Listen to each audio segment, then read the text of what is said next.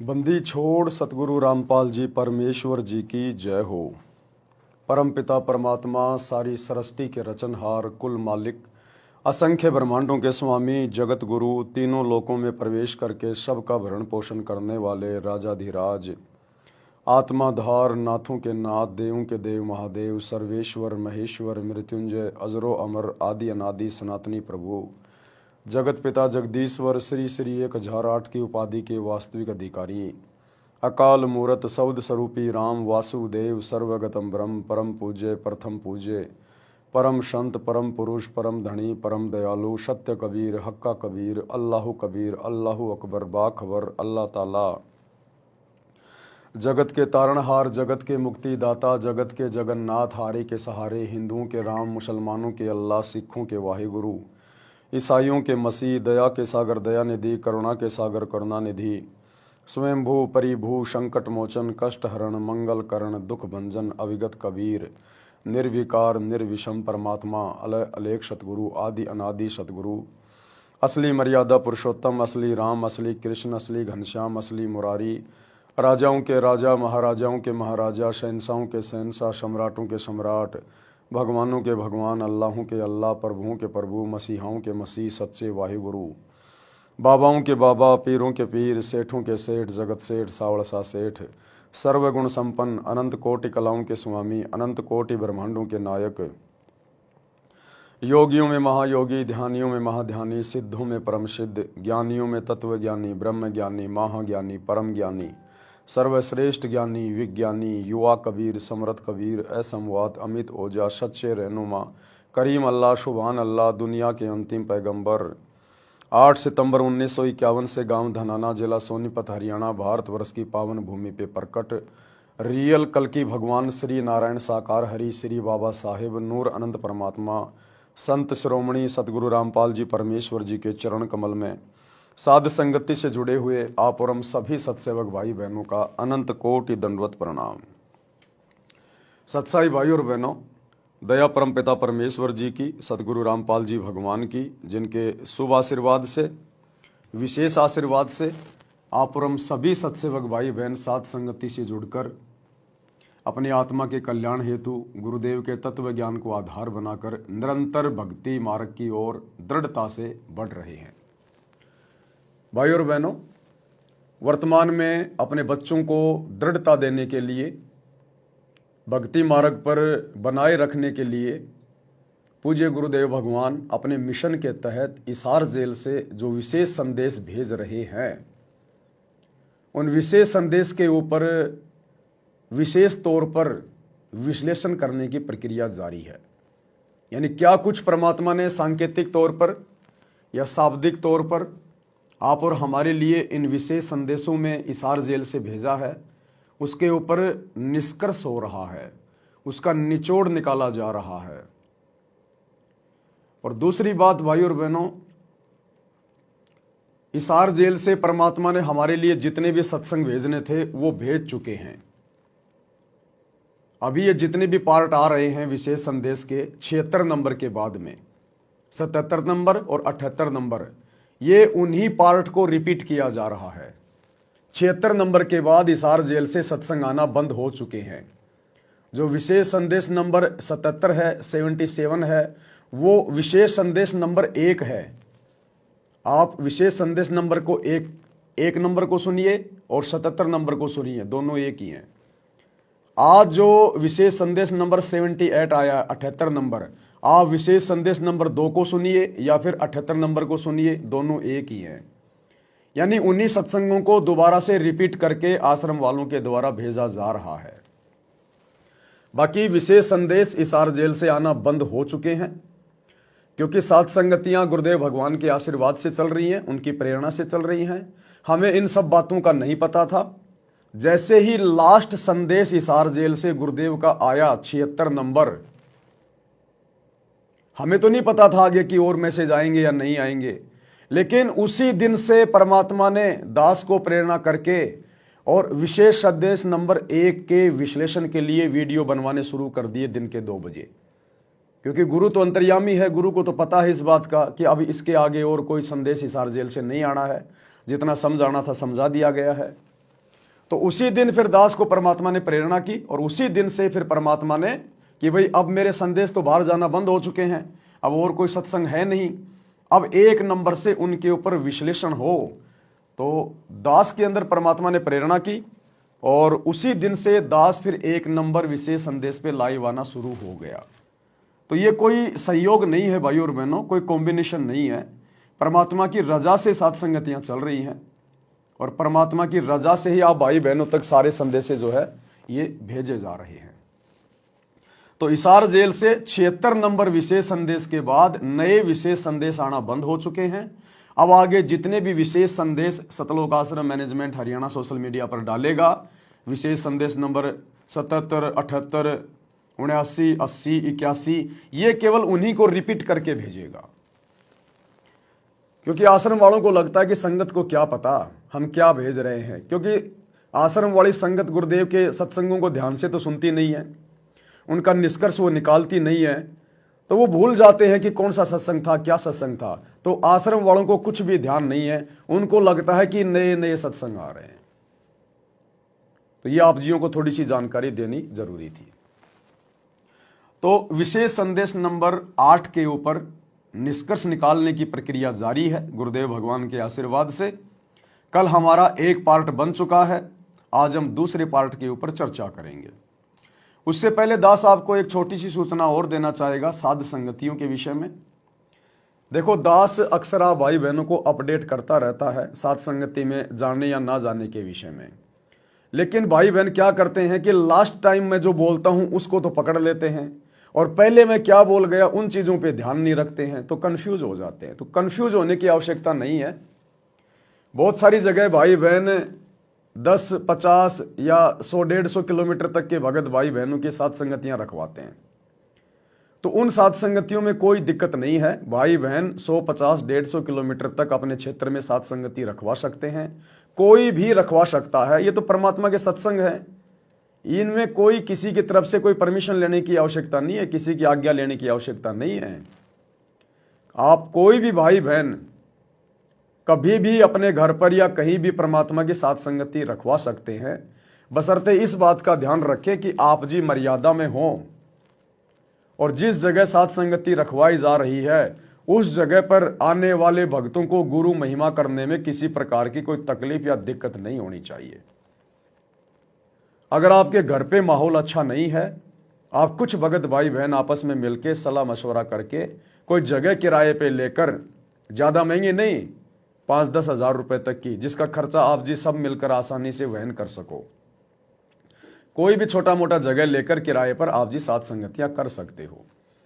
दास ने मना केवल यह किया था कि दूर के भगत भाई बहनों को साथ संगतियों में जाने की जरूरत नहीं है। जिस प्रकार नजदीक के भाई बहन आपस में साथ संगतियां रखवा रहे हैं वैसे सब रखवाओ, कोई दिक्कत नहीं है। जितने भगत भाई बहन आपके संपर्क में हैं 100, 50, 150 किलोमीटर तक के, आप उनको सूचना दे दीजिएगा। कोई आना चाहेगा तो ठीक है, नहीं आना चाहेगा तो कोई दिक्कत नहीं है। तो सलाह मशवरा करके आप जी इस प्रकार से साथ संगतियां रख सकते हैं। एक दूसरे भगत भाई बहन आसपास की साथ संगतियों में जा सकते हैं, कोई दिक्कत नहीं है किसी प्रकार की। हाँ, दूर के भगत जाके क्या करेंगे भाई? दूर का भगत है कोई 1000 किलोमीटर का, 500 किलोमीटर का, वो जाएगा आएगा, उसके 2-3 दिन ऐसे ही हो जाएंगे उसके, तो उसको वहां जाने की कोई आवश्यकता नहीं है। उसको चाहिए कि वो भी आसपास के भक्तों से संपर्क करके कि भगत जी ऐसे ऐसे परमात्मा प्रेरणा कर रहे हैं, छोटी मोटी साथ संगति रखवा लेते हैं। तो आसपास के जो भी 10, 15, 20 भगत भाई बहन है वो आपस में मिलके इस प्रकार से अपना प्रोग्राम सेट कर सकते हैं, उसमें कोई दिक्कत नहीं है। दूसरी बात, आप साथ संगतियों में जाते हैं, अगर आपको 1-2 दिन लग भी जाते हैं तो कोई विशेष कोई चिंता का विषय नहीं है। देखो, हम साथ संगति में भी परमात्मा के लिए जा रहे हैं, वहां भी हम परमात्मा को ही भोग लगाएंगे। तो हम अपने गुरुदेव भगवान को घर पे दंडवत प्रणाम करके, यदि आप अकेले हैं तो भाई आपके बाल बच्चे भी उपदेशी हैं तो कोई दिक्कत नहीं, पीछे से वो मालिक को भोग लगाते रहेंगे।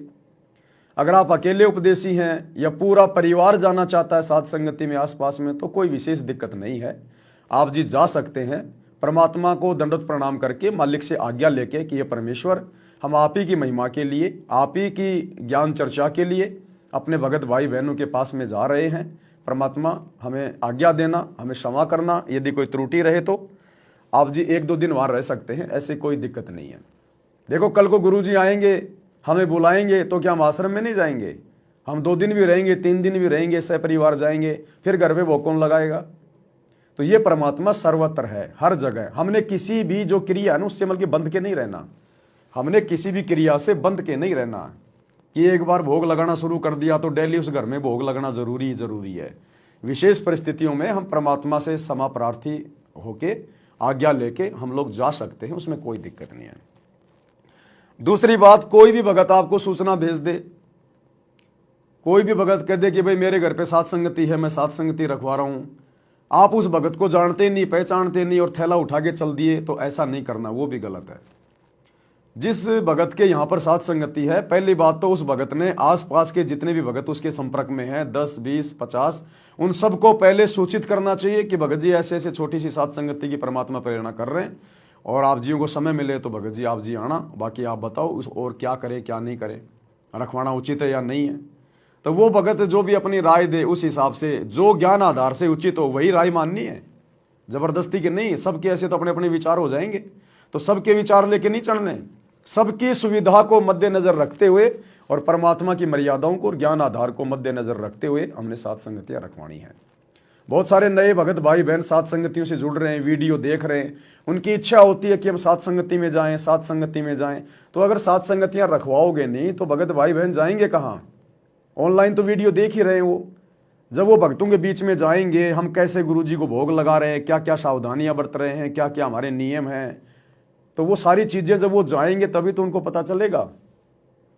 तो सात संगति में जाने वाले भक्तों के लिए भी ये नियम है, ये जिम्मेदारी है कि आप जिस भगत के यहाँ पर सात संगति में जा रहे हैं, आप उसको अच्छे से जानते हैं या नहीं जानते हैं, या आप जिसके साथ में जा रहे हैं वो उस भगत को अच्छे से जानता है या नहीं जानता है।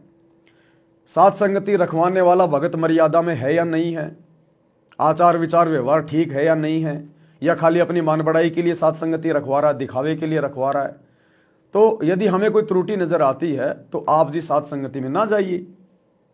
यदि आपको लगता है कि मुझे जाना चाहिए, कोई दिक्कत नहीं, महीना 2 महीना हो गया, परमात्मा की थोड़ी चर्चा हो जाएगी, भगत भाई बहनों से मिलना जुलना हो जाएगा, मन थोड़ा हल्का हो जाएगा, तो कोई दिक्कत नहीं, आप सात संगति में जाइए। कहने का मतलब है आप जी सबसे पहले अपनी मर्यादाओं को रखिए, उसके बाद आप जी कहीं भी जाइए, कहीं भी घूमिए, उसमें कोई डर नहीं है। परमात्मा कहते हैं गुरु को राखिए शीश पर, चलिए आज्ञा माही, कहे कबीर उस भगत को 3 लोक भय नहीं। अगर हम मर्यादा में हैं और सामने वाला मर्यादा में नहीं है तो हमारी मर्यादा नहीं टूटेगी। हमने बशर्ते उसको समझाना है। अगर कोई गलती वो कर रहा है जाने अनजाने में तो हमारा फर्ज बनता है प्यार प्रेम से हम उसको समझाएं। राग द्वेष ईर्ष्या सात संगति में नहीं चलेगी। यहां आपको कोई देखने वाला नहीं है, लेकिन परमात्मा सबके ऊपर नजर बनाए हुए है। अगर राग द्वेष ईर्ष्या के माध्यम से आप जी एक दूसरे के प्रति कुछ कहोगे, कुछ बोलोगे, सात संगति में जाके कुछ उल्टा सीधा बोलोगे या राग द्वेष रखोगे, मान बढ़ाई की कोई चाहत रखोगे, तो परमात्मा अंतर्यामी है, थोड़े दिन बाद में आपको डिस्फ्यूज कर देगा, आपकी प्रेरणा बंद हो जाएगी, फिर धीरे धीरे फिर एक दूसरे की निंदा चुगली वही करने में लग जाओगे। तो आसपास में सात संगति में जाओ। ये तो चलेंगी भैया, जब तक ये भक्ति चलेगी हजारों साल, तब तक सात संगतियां ऐसे ही चलेंगी। आने वाले समय में हर जगह भगत होंगे, तो क्या गांव गांव में भगत नहीं मिलेंगे आपस में? हर सप्ताह भगत भाई बहन मिलकर एक जगह परमात्मा को भोग लगाया करेंगे, सात संगतियां हुआ करेंगी, आसपास के 150 किलोमीटर के भगत आएंगे, तो ये तो चलती रहेंगी। ये तो परमात्मा के समागम है, सत्संग है, ये बंद नहीं होंगे। दास ने तो मना इसलिए किया कि ज्यादा दूर जाने की जरूरत नहीं है, आसपास के भगत अपने अपने क्षेत्र में सात संगतियां रखवाओ। एक तो आप एक ही जगह रखो और एक सैकड़ों जगह सात संगतियां हो, तो कितना लाभ होगा। तो इस प्रकार से थोड़ा ज्ञान को आधार बना के, दास ने मना नहीं किया किसी को, ना किसी को सात संगति में जाने के लिए मना किया। दास केवल दूर दराज वाले भगत भाई बहनों को सात संगतियों में आने जाने के लिए मना करता है कि फालतू में आप वहां जाओगे। अब ज्यादातर तो आपको पता हो गया क्या क्या नियम है, क्या क्या मर्यादा है। अब खाली भंडारा करने जा रहे हो 1000 किलोमीटर, तो फिर फायदा क्या। हाँ, आसपास में भगत भाई बहन सात संगति रखवा रहे हैं तो आसपास में मिलने जुलने के लिए जाओ, कोई दिक्कत नहीं है। 1-2 दिन अगर परमात्मा को भोग नहीं लगा पा रहे हो तो परमात्मा से आज्ञा लेके, मालिक को दंडवत करके आप चले जाओ। वहां भी तो परमात्मा ही है, वहां भी तो मालिक को ही भोग लगेगा, वहां भी तो आप जी भोग ही लगाओगे, कोई रागनी थोड़ी गाओगे। तो इस प्रकार से थोड़ा ज्ञान को आधार बनाकर, क्योंकि बहुत सारी जगह क्या है कि भगत भाई बहन आपस में छोटी छोटी बातों को लेकर मनमुटाव करने लग जाते हैं। वहाँ साथ संगति में नहीं जाना, वहाँ ये नहीं करना, वो वहाँ जो है वो नहीं करना। तो ऐसा नहीं है, जो जा रहा है उसको जाने दो भाई, हम क्यों रोके हम किसी को, हमें क्या मतलब है भाई। हम कब तक किसी को बांध के रखेंगे, कब तक हम किसी को रोक के रखेंगे, कब तक आप किसी को डंडे के जोर पे चलाओगे।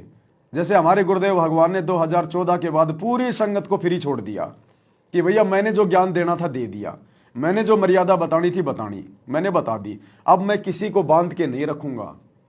अब जिसने ज्ञान समझा होगा, जिसने मर्यादाओं को समझा होगा, वो अपना ध्यान रखेगा अपनी भक्ति का। तो जब 10 साल से हमारे को गुरुजी ने फ्री छोड़ रखा है, तो हम कैसे बांध सकते हैं हम किसी को। हर भगत स्वतंत्र है, कहीं भी जाएगा कहीं भी आएगा। हम केवल जानकारी दे सकते हैं कि भाई ज्ञान आधार से ऐसा ठीक है ऐसा गलत है। उसके बाद कोई जा रहा है तो हमने उसको फिर दूसरी नज़र से नहीं देखना कि ये भगत तो बार बार मना करने के बाद भी जा रहा है, ये है वो है। कोई हमारी बातें मानने के लिए बाध्य नहीं है, और ना हम किसी के ठेकेदार है कि भाई हमारी बात कोई माने। नहीं, सर्वप्रथम हमारी भक्ति, हमारी मर्यादा। दूसरा, हमें जो लगता है हम लोगों को सूचना दे सकते हैं ज्ञान आधार से। बाकी वो जा तो परमात्मा के लिए रहे ना, मालिक को भोग लगाने के लिए जा रहे हैं, क्या दिक्कत है। और एक आध भगत मान लो कोई ऐसा है दूर दराज का भी है, आसपास में किसी भगत के साथ उसके संपर्क नहीं है, तो वो दूर दराज की साथ संगति में भी जा सकता है। यदि उसकी आर्थिक स्थिति सही है, उसके पास में अच्छा जो है किराया भाड़ा है, समय है, तो जा सकता है, क्या दिक्कत है उसमें। लेकिन ऐसा नहीं कि पहले की तरह जैसे हम साथ संगतियां रखते थे पहले, तो पूरे देश के भगत ही आ जाओ उठ उठ के, वैसा करना ठीक नहीं है ज्ञान आधार से वर्तमान में। क्योंकि 10 दिन में 2 बार लाए आ रहा है, ये भी तो साथ संगतियां हो रही है। तो आसपास की साथ संगति में जाओ, परमात्मा की महिमा करो, कोई दिक्कत नहीं है। एक दूसरे भगत भाई बहनों को समझाओ, ज्ञान आधार से मालिक की चर्चा करो और दृढ़ होते जाओ, उसमें कोई दिक्कत नहीं है। सबको आपस में सहयोग करना चाहिए, एक दूसरे की टांग नहीं खींचनी चाहिए इसमें। तो आज शुरू करते हैं हम परमात्मा के आशीर्वाद से। विशेष संदेश नंबर 8 का पार्ट नंबर 2 है। गुरुदेव भगवान हमें आन उपासना के विषय में, शास्त्र विरुद्ध साधना के विषय में समझा रहे हैं कि ये मोक्ष में सहयोगी नहीं है, आत्म कल्याण इनसे नहीं हो सकता है, और किस किस तरह की साधनाएं हैं। हमारे धर्मगुरु जो ज्ञानहीन है, आज भी ज्ञानहीन ही है, सतगुरु ने आके ज्ञान दे दिया, उसके बाद भी ज्ञानहीन बनकर बैठे हमारे धर्मगुरु सभी। कोई मानने को तैयार नहीं है सच्चाई। काल ने मान बढ़ाई में उलझा रखा है, अहंकार पैदा कर रखा है। तो आज के वीडियो में गुरुदेव हमें क्या समझा रहे हैं, शुरू करते हैं। और शुरू करने से पहले हम अपने गुरुदेव भगवान को दंडवत प्रणाम अवश्य करें। घर पर हैं, सामान्य परिस्थिति में हैं तो जमीन पर दंडवत प्रणाम करें 8 अंगों सहित। और यदि आप यात्रा में हैं, ऑफिस में हैं, काम पे हैं, दंडवत नहीं कर सकते, तो सत्संग सुनने से पहले मानसिक दंडवत प्रणाम गुरुदेव को अवश्य करना चाहिए। जा नगरी नहीं वाद विवादम, सुरती कमल कैलाश कलंदर, बैठे सतगुरु धनी मुनिंदर। धनी मुनिंदर मौनी साई, है देवा दरवेश गोसाई। गाँव अनहद बैन बिलासा, गगन गुफा मंदिर में बासा। एक गुमट संकट मोचन पुरुष कबीरम, समृत साहिब सुख का शीरम। कोटि कोटि गंगा और काशी, चरण कमल तुमरे अविनाशी। आनंद घन पद अग है ऊंचा, गरीब दास कोई पावे सूचा। इसमें स्पष्ट कर दिया है कि संकट मोचन पुरुष कबीर, सब दुखों के दूर काटने वाले, दुख दूर करने वाले कबीर पुरुष हैं, कबीर परमेश्वर हैं। अज्ञानता में, ना समझी में, तत्व ज्ञान के भाव में हम सभी भगत भाई बहन पहले संकट मोचन नाम आते ही हनुमान जी को मान लेते थे कि बजरंग बली संकट मोचन है। जबकि बजरंग बली तो देवताओं की श्रेणी में भी नहीं है, देवताओं की श्रेणी में भी नहीं है। हनुमान जी तो इतनी छोटी कैटेगरी है हनुमान जी की। ये तो केवल एक रुद्र अवतार थे। ऐसे तो सतयुग में हर कोई थे, त्रेता युग में ज्यादातर अवतार ऐसे धरती पे घुमा करते थे, आम प्राणियों की भांति। बाली भी वरदान लेके आया था, अब बाली को कौन पूजता है देवता के रूप में? तो ऐसे अवतार तो बहुत थे भाई। लक्ष्मण भी शेषनाग का अवतार था। कौन पूजता है लक्ष्मण को? कोई मंदिर है कोई लक्ष्मण जी का? राम के बगल में जरूर उसको खड़ा कर देते हैं। तो ऐसे अवतार तो हनुमान जी जैसे तो सतयुग त्रेता युग में बहुत थे। आम साधु संतों में इतनी पावर, इतनी शक्तियां हो जाया करती थी। तो असल में संकट मोचन कौन है? असल में संकट मोचन वो है जो हमारे जन्म और मरण जैसे दीर्घ रोग को नाश कर दे, मिटा दे। क्योंकि सबसे बड़ा संकट इस जीवात्मा पर एक ही है। अब ये जीवात्मा अपने घर वापस नहीं जा पा रही है। सबसे बड़ा संकट है ये। काल ने सारे रास्ते बंद कर दिए, बंधनों में जकड़ दिया। तो ये जीव के ऊपर सबसे बड़ा संकट है। और इस संकट का यदि कोई मोचन कर दे, इस संकट से यदि कोई उबार दे, आत्मा को सतलोक पहुंचा दे, तो वो असल में सबसे बड़ा संकट मोचन है। तो वर्तमान में इस पृथ्वी पर 21 ब्रह्मांड में यदि एकमात्र कोई संकट मोचन है तो सतगुरु रामपाल जी हैं। ये कबीर भगवान हैं। संकट मोचन कष्ट हरण मंगल करण कबीर आ गए शरण थारी। ये सबसे बड़ा संकट मोचन है। ये परमात्मा हमारे सांसारिक संकटों का भी मोचन करेगा, कष्टों का हरण करेगा।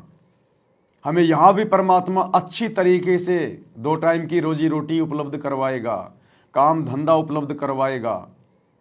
हमारे भविष्य में आने वाले संकटों का परमात्मा मर्दन करेगा।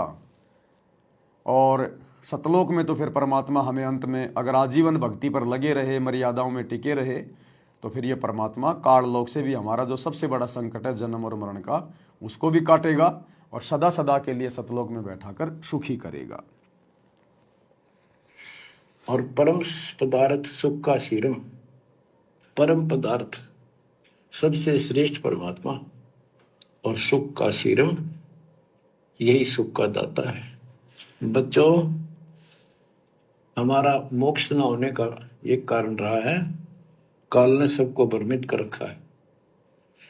जैसा सृष्टि रचना के द्वारा आपको बताया गया, काल ने कहा था सबको उल्टे रास्ते ला दूंगा, किसी को सच्चा मार्ग नहीं बताऊंगा। बच्चों, आपको अमरवाणी सुना रहा हूं, अमर ग्रंथ की, जहां से दास बोल रहा है और यहाँ से परमात्मा ने कैसा अजब गजब करके आप तक ये सत संदेश पहुंचाया है। इस पे अमल करना। अब देखो क्या करें गुरुदेव कि तुम्हें जो ये सत्संग भेजे जा रहे हैं ना हिसार जेल से, ये परमात्मा का विशेष आशीर्वाद है। यानी गुरुदेव का विशेष आशीर्वाद है हमारे ऊपर। और गुरुदेव कह रहे हैं बच्चों इसके ऊपर अमल करना, कहने सुनने तक मत रखना इन बातों को कि मैंने यहां से सत्संग करके भेज दिए, आपने सुबह सुबह सुन लिए और सारा दिन फिर वही क्रिया करने लग गए जो आम लोग कर रहे हैं। तो गुरुदेव कह रहे हैं ऐसे बात बनेगी नहीं, तुम अपने गुरु के दोषी हो जाओगे। ऐसे हमने अमल करना है प्रत्येक बात के ऊपर कि हमारे गुरुदेव इतना संघर्ष क्यों कर रहे हैं, किसके लिए कर रहे हैं। समर्थ होते हुए भी परमात्मा 10 साल से जेल में क्यों बैठे हैं, क्या लीला है, क्या मिशन है। परमात्मा हमें अपने से दूर कर कर हमें ज्ञान आधार से स्वयं भक्ति मार्ग पर निर्णय लेते हुए चलता हुआ देखना चाहते हैं। क्योंकि परमात्मा को पता है कि एक समय यहां से मैंने भी जाना है और यदि मैं अचानक से चला जाऊंगा तो सारी आत्माएं डगमग हो जाएंगी। तो एक छोटी सी रिहर्सल की परमात्मा ने कि मैं देखता हूं कि जब मैं सतलोक जाऊंगा तो मेरे जाने के बाद ये भगत किस प्रकार से भक्ति करेंगे, मेरे द्वारा दिए गए अनमोल ज्ञान को आधार बनाकर भक्ति करेंगे या फिर मेरे परिवार को देखकर भक्ति करेंगे या एक दूसरे भक्तों की देखा देखी भक्ति करेंगे या फिर जब तक मैं हूं तब तक तो भक्ति पे लग रहे हैं और जब मैं चला जाऊंगा तो फिर पीछे से भक्ति पे ये फिर ढिलाई बरतने लग जाएंगे, मर्यादाओं का ध्यान नहीं रखेंगे। तो परमात्मा हिसार जेल में बैठकर वो रिहर्सल कर रहे हैं कि मेरे जाने के बाद का भगत समाज क्या होगा, कैसा होगा, भक्ति माहौल कैसा होगा। और यदि कोई गलती वर्तमान में हो भी गई तो उसको मैं जाने से पहले ठीक करके चला जाऊंगा। और दूसरा, संगत में अभी तक कितने भगत बने हैं, एक छोटी सी परीक्षा भी परमात्मा हिसार जेल में बैठ के ले रहे हैं कि कितने तो काल के एजेंट घुसे हुए हैं भगत बन के, और कितने वास्तव में परमात्मा की आत्माएं हैं जो अपना आत्म कल्याण चाहती हैं। तो गुरुदेव कह रहे हैं बच्चों, इन सत्संगों के ऊपर अमल करना ये विशेष आशीर्वाद है। और ये विशेष आशीर्वाद भाई और बहनों आप और हम सत्सेवक ही समझ सकते हैं। बाकी संगत को नहीं पता कुछ भी, आश्रमों में जाने वाले भाई बहनों को नहीं पता कुछ भी, ये सत्संग कितने विशेष हैं, कितने अनमोल हैं, इस सत्संगों में क्या क्या गूढ़ रहस्य छुपे हुए हैं, भक्ति में हमें कितनी दृढ़ता मिलेगी। इन सत्संगों में बहुत ज्यादा पावर है, शक्ति है गुरुदेव की। ये सत्संग हमारा पोषण कर रहे हैं, लेकिन आम संगत इन सब बातों से बेखबर है, क्योंकि आम संगत अपने गुरु को परमात्मा नहीं मानती, भगवान नहीं मानती। और जब तक हम गुरु को परमात्मा के रूप में देखना शुरू नहीं करेंगे, हमारे गुरुदेव के वचन हृदय में समाना भी शुरू नहीं करेंगे। तो काल के द्वारा भ्रमित इन पंथों के बारे में परमात्मा बताते हैं। गरीबदास जी उस ज्ञान को अपने शब्दों में इस प्रकार बताया है। अथ सठ दर्शन गमोड़ बैदा, सठ दर्शन सठ भेष कहाँ हुए, बहु विधि धूम धूम धार मचावे, तीर्थ व्रत करे तर बीता, वेद पुराण पढ़त है गीता। यानी साधना का तो ढूंढा ठारे हैं, यानी तैल कम सारे खेल में पता नहीं किस किस प्रकार की कठिन से कठिन साधना करते हैं, तीर्थ व्रत करते हैं और गीता पुराण वेद इनका पाठ करते हैं। और गरीबदास जी क्या बताते हैं, रग यजु है शाम अथर्व, ये चारों वेद चत भंगी रे, सुख संवेद बाचे साहिब का, सोहन सा सतसंगी रे, सोहन सा सतसंगी रे। परमात्मा कह रहे हैं ये जगत वाले, दुनिया वाले, ज्ञानहीन साधु संत महात्मा और इनके पीछे लगी हुई दुनिया, भक्ति साधना का तो इन्होंने डूंडा उठा रखा, झंडा उठा रखा पूरा। दुनिया को तो लगता भाई एक नंबर के भगत हैं, इनके जैसा भगत तो कोई है नहीं। देखो भाई और बहनों, हमने अपने संबंधित बातों को विशेष महत्व देना है। परमात्मा क्या उदाहरण दे रहे हैं, हमने क्या समझना है, हमने अपने पंथ और भक्ति से संबंधित निष्कर्ष निकालना है। अब ये दुनिया भर के साधु संत महात्मा, दुनिया भर के लोग, जैसे आज ये क्या है पता नहीं, मैं तो अब गया था शेविंग करवाने, तो शायद आज महाशिवरात्रि होगी, मुझे तो नहीं पता, गुरुजी की सौगंध मुझे नहीं पता। मैं तो अब सुबह जैसे निकला 10-11 बजे शेविंग करवाने के लिए, तब मैंने देखा लोग ये बेर बार लेके, गाजर वाजर लेकर, पता नहीं मंदिरों में भीड़ लग रही है। तो उनको देख के दास के अंदर ये विचार आया कि हो सकता आज कोई शिवरात्रि होगी, कोई महाशिवरात्रि हो सकती है। अन्यथा दास को नहीं पता बिल्कुल भी, ना दास कोई न्यूज देखता, ना कोई अखबार पढ़ता, ना मेरा किसी जगत वाले से, आड़ोसी पाड़ोसी से कोई संबंध है, ना हम बाहर कहीं बैठते ना उठते, तो हमें पता ही नहीं दुनियादारी में क्या हो रहा है, फालतू की बातों से हमें लेना ही क्या है। तो दास जैसे गया तब पता चला कि हो सकता है शिवरात्रि हो सकती है। अब है या नहीं है मुझे ये भी कन्फर्म नहीं है, मैं तो आइडिया लगा रहा हूं, हो सकती है, अब है या नहीं है मुझे ये भी नहीं पता। तो दुनिया तो ऐसा लग रहा है जैसे एक नंबर के भगत हैं भाई, डुंडा पाट रखा है, कोई कावड़ ला रहा है, कोई पैदल यात्रा कर रहा है, कोई जमीन पे रेंग रेंग के नारियल फोड़ रहा है, कोई कहाँ जा रहा है, कोई क्या कर रहा है। लेकिन उनकी साधना 2 कोड़ी की, उसका परिणाम 0/0, लाभ कुछ नहीं, उल्टे कोरे पाप।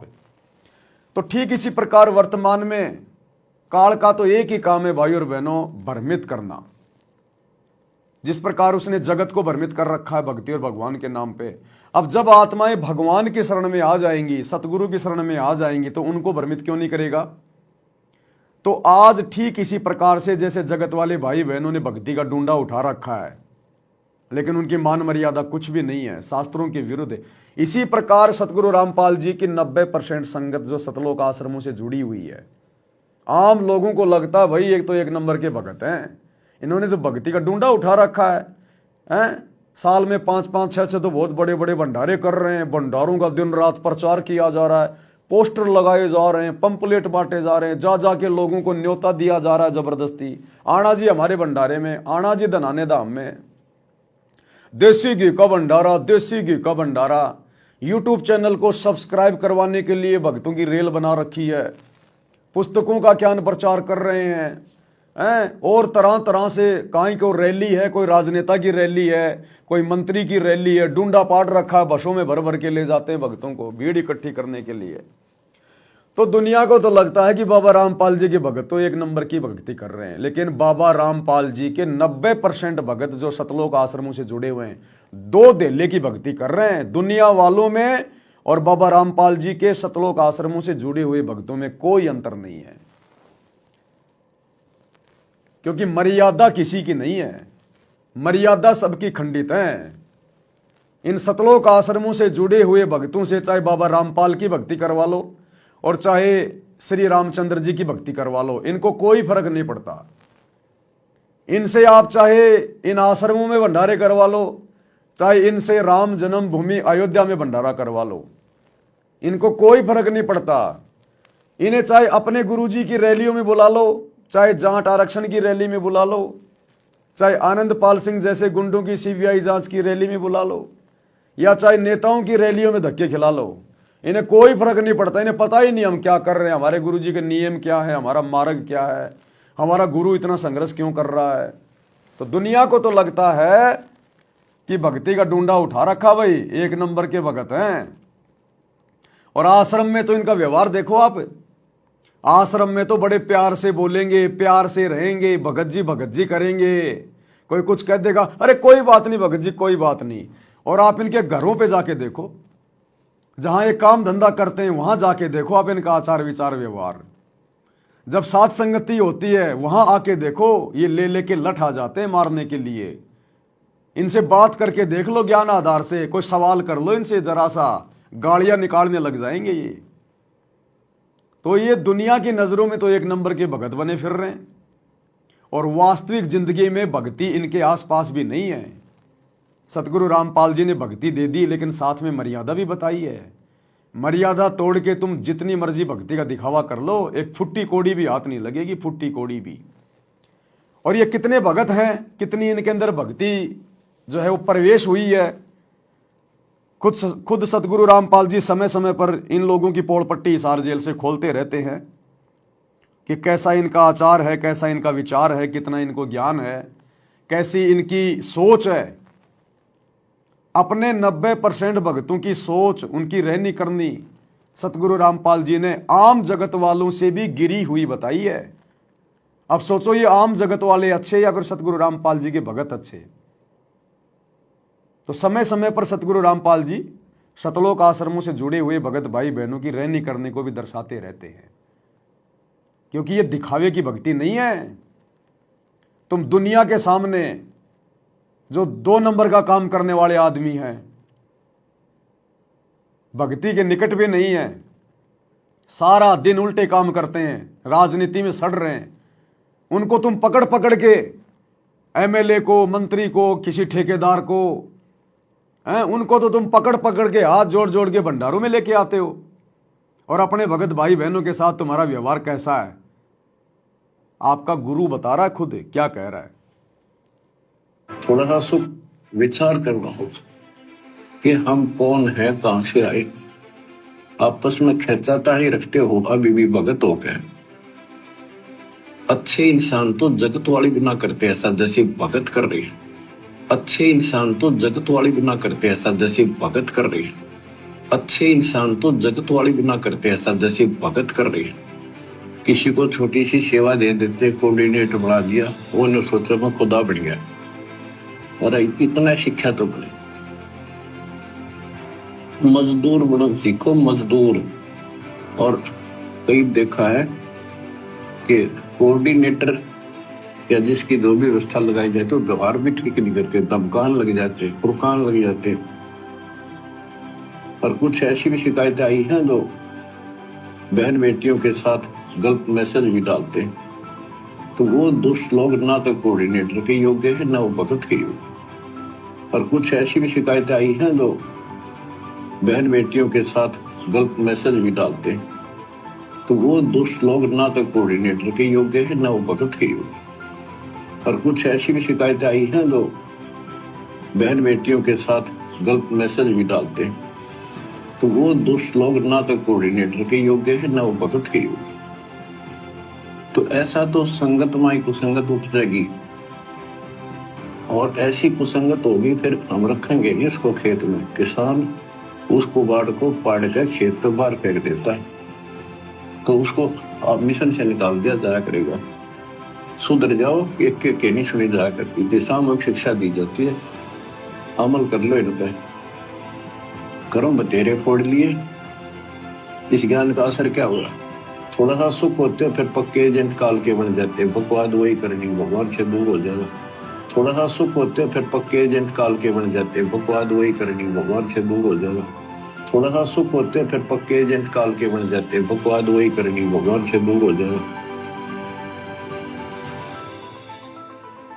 तो भाई और बहनों, हाथ कंगन को आरसी क्या, पढ़े लिखे को फारसी क्या। खुद सतगुरु रामपाल जी ने वर्तमान में हिसार जेल में बैठे बैठे सतलोक आश्रमों से जुड़े हुए जो कोऑर्डिनेटर हैं, उनका परिवार है, उनके व्यवहार के विषय में, उनके चरित्र के विषय में, और किस प्रकार से सब लोग मर्यादा तोड़ के काल की गोद में बैठे हैं, एजेंट बन के बैठ जाते हैं काल के, सब कुछ क्लियर कर दिया। 2 शब्द ही काफ़ी हैं सतगुरु रामपाल जी भगवान के मुख कमल से सुनने के बाद। तो इस भक्ति मार्ग में भक्ति का ढोंग नहीं चलेगा, दिखावा नहीं चलेगा। आपका जैसा आचार विचार व्यवहार संगत में है वैसा ही आपका जगत में होना चाहिए। पतिव्रता वही होती है जो अपने घर पे रहे चाहे घर से बाहर रहे, उसके नियम मर्यादा, उसका आचार विचार व्यवहार नेक नीति एक जैसी होती है। तो इन आश्रमों में जाने वाले भक्तों की क्या स्थिति है, गुरुदेव ने अपने मुख कमल से बयान कर दी है। अब आगे ज़्यादा कुछ बताने की आवश्यकता नहीं है। करते रहो भंडारे, करते रहो ड्रामेबाजी, करते रहो, लगाते रहो पोस्टर देसी घी के। ये देसी घी खाने से सतलोक नहीं जाया जाता, ज़्यादा देसी घी खाने से दस्त भी हो जाते हैं, ये भी ध्यान रखना। तो जिस प्रकार ये दुनिया वाले जिन्होंने भक्ति में डूंडा उठा रखा है और लेना देना कुछ भी नहीं, इसी प्रकार सतगुरु रामपाल जी की 90% संगत जो आज उनकी गैर हाजिरी में सतलोक आश्रमों में जाती है, उनका परिवार है, कोऑर्डिनेटर हैं, ये कोई भी मर्यादा में नहीं है। ये चाहे कितनी भक्ति कर लो, भक्ति तो वैसे करते कहाँ हैं, खाली दिखावा ज़्यादा करते हैं। ये 0/0 है। ये चारों वेद चितवंगी परमित ज्ञान है। इसी विषय में यहाँ कहा है, सट दर्शन सट बेख कहाँ में, बहुविध द्वंद्व धार मचावे, तीर्थ व्रत करे तर बीता, वेद पुराण पढ़त है गीता। यो भी बैदा है बैदे से भेद अलैदा, यो भी बहदा, यानी ये व्यर्थ है, ये भी व्यर्थ की साधना फिजूल है। 4 संप्रदाय 52 द्वारे, जिन्हों नहीं निज नाम विचारे, माला गाल हुए हैं मुक्ता, सट दल हुआ बाई बख्ता। 4 संप्रदाय 52 द्वारे, जिन्हों नहीं निज नाम विचारे, ये सब संस्थाएं हैं। और माला घाल हुए हैं मुक्ता, गले में माला 3-4 डाल ली, कोई कंठी माला, कोई सुमन करने वाली माला, यो वैसे बड़े रुद्राक्ष के मन के ढेर सारी डाल लेते हैं। कहते हैं माला घाल हुए हैं मुक्ता, सटल हुआ बाई बख्ता। यो भी बैदा है बैदे से भेद अलैदा, यो भी बैद है। बैरागी बैराग न जाने, बिन सतगुरु नहीं चोट निशाने, 12 बाट बिटम बलोरी, सट दर्शन में भक्ति ठगोरी। यो भी बैदा है बैदे से भेद अलैदा, यो भी बेहदा। बैरागी बैराग न जाने, बिन सतगुरु नहीं चोट निशान। बैरागी घर त्याग देते हैं परमात्मा के वैराग में, चाह में, लगन में। कहते हैं जब तक सच्चा नाम, सच्ची भक्ति, पूरा सतगुरु और मूल ज्ञान नहीं होगा, कोई साधना कर ले सब वैधा है, व्यर्थ है, कति फजूल है। गरीबदास जी कहते हैं केले की कोपीन है, फूल पान फल खाही, नरक का मुख नहीं देखते, बस्ती निकट ना जाही।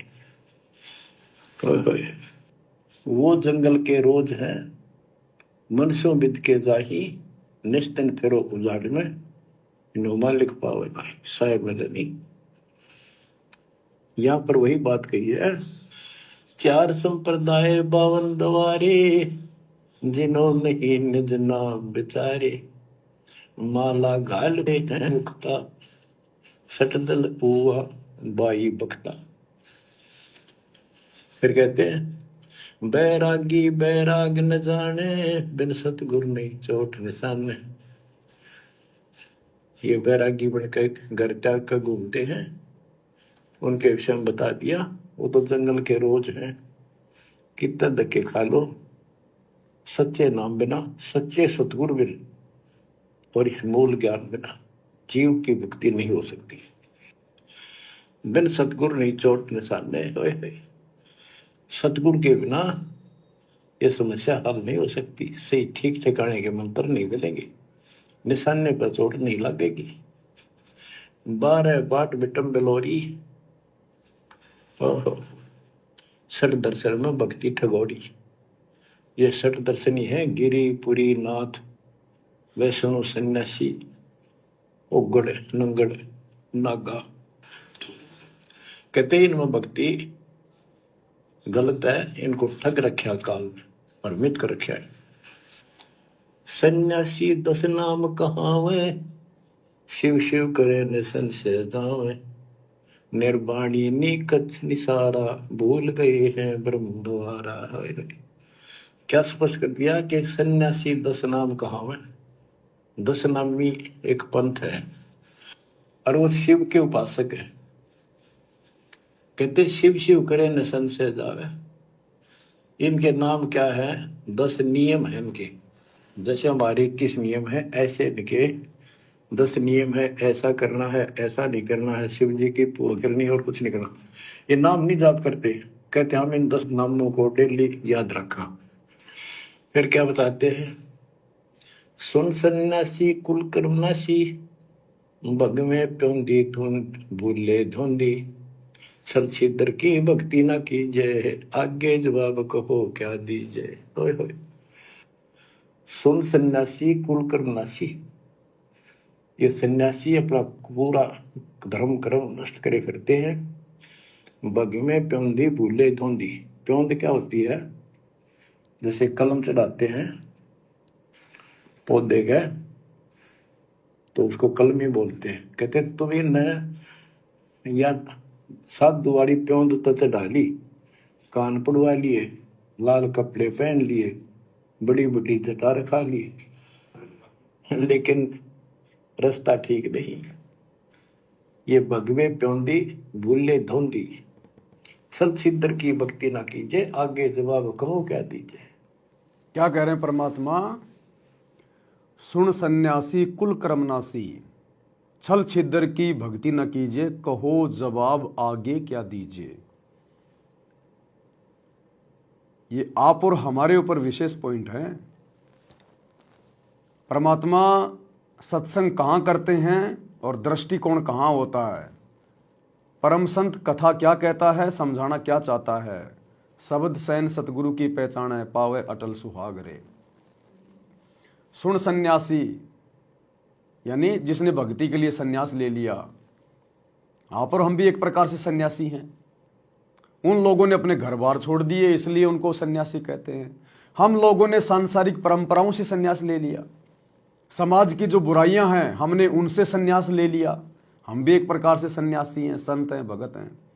कुल कर्मनासी, छल छिद्र की भक्ति न कीजिए, कहो जवाब आगे क्या दीजिए। अब सतगुरु से उपदेश भी ले लिया और सतगुरु ने हमें जो मर्यादा बताई है, जो नियम बताए हैं, उन नियमों का हम ध्यान नहीं रख रहे। नियम तोड़ के हम भक्ति कर रहे हैं, तो हम छल छिद्र की भक्ति कर रहे हैं। नित्य नियम में गुरुदेव क्या कहते हैं? ताते सतगुरु शरणा लीजे, कपट भाव जिन दूर करीजे। जो अपने अंदर से सारे कपट भाव दूर कर देगा, बिल्कुल शुद्ध हृदय का हो जाएगा, मर्यादा शोपन में भी नहीं तोड़ेगा, कहते हैं उस दिन सतगुरु उसको अपनी शरण में लेगा। बाकी नाम दीक्षा लेने से कोई सतगुरु की शरण में नहीं माना जाता। नाम दीक्षा ले ली, सत्साई बोलने लग गए, गले में लॉकेट है, हाथ में रक्षा सूत्र है, नहीं, ये शरण में आना नहीं होता। ऐसे तो चाहे पूरी दुनिया नाम ले लो, कोई दिक्कत नहीं है। परमात्मा कहते हैं ताते सतगुरु शरणा लीजे, यानी उस आत्मा को सतगुरु वास्तव में अपनी शरण में लेता है। कपट भाव जिन दूर करीजे, जिसने अपने अंदर से छल कपट को दूर कर दिया हो, सतगुरु की मर्यादा तोड़ने के सौपन में भी ना सोचे, गुरु के प्रत्येक वचन में रहे, आज्ञा का पालन करे, अपनी भक्ति करे, एक भगत के लक्षण अपने ऊपर धारण करे, उसको कहते हैं छल कपट को दूर करना। अब देख लो आज कितने भगत हैं जो मर्यादा में रह के भक्ति कर रहे हैं, सिर्फ साथ संगति से जुड़े हुए भाई बहन। बाकी एक भी भगत ऐसा नहीं है साथ संगति के अलावा जो मर्यादा में हो, चाहे वो 1 करोड़ हो, चाहे 2 करोड़ हो। आश्रमों में जाने मात्र से मर्यादा टूटती है, जाने मात्र से, क्योंकि ये आश्रम गुरु की गैर हाजिरी में बनाए गए हैं, गुरु की आज्ञा के अनुसार नहीं बनाए गए। ये मनमाना आचरण है, और गुरु की आज्ञा के बिना जो मनमाना आचरण करता है उसकी कुसंगति करना, मर्यादा तोड़ना है। अब देख लो ना, गुरु जी के दोनों लड़के गोहाना जाट महासभा का उद्घाटन करने गए और अपने गले में माला डलवा के घूम रहे हैं, अपने गले में फूलों की मालाएं डलवा के घूम रहे हैं। तो कहाँ है मर्यादा? जब तुम्हारे आश्रम संचालकों की मर्यादा नहीं है तो आश्रमों में जाने वालों की, लड्डू जलेबी बर्फी खाने वालों की मर्यादा कहाँ रहेगी? सतनाम के नियम नंबर 4 में गुरुजी ने स्पष्ट मना कर रखा है कि भगत ने अपने गले में माला नहीं डलवानी, ना किसी के गले में डालनी। जबकि गुरुजी के बेटे तो जाट समाज से अपने गले में मालाएं डलवा के घूम रहे हैं। तो कहाँ है मर्यादा? ये होता अपने गुरुजी के साथ में छल कपट करना। तो बाकी संगत कहां मर्यादा में होगी जब गुरुजी का परिवार ही मर्यादा में नहीं है? इसलिए भाई भक्ति का चाहे कितना डूंडा उठा दो, कितना लोग दिखावा कर लो, कितना प्रचार प्रसार कर लो, ये प्रचार प्रसार करने से मोक्ष नहीं होता। मोक्ष होगा गुरु को परमात्मा मानकर मर्यादित तरीके से भक्ति करने से। तो परमात्मा कहते हैं छल छिद्र की भक्ति न कीजिए, कहो जवाब आगे क्या दीजिए।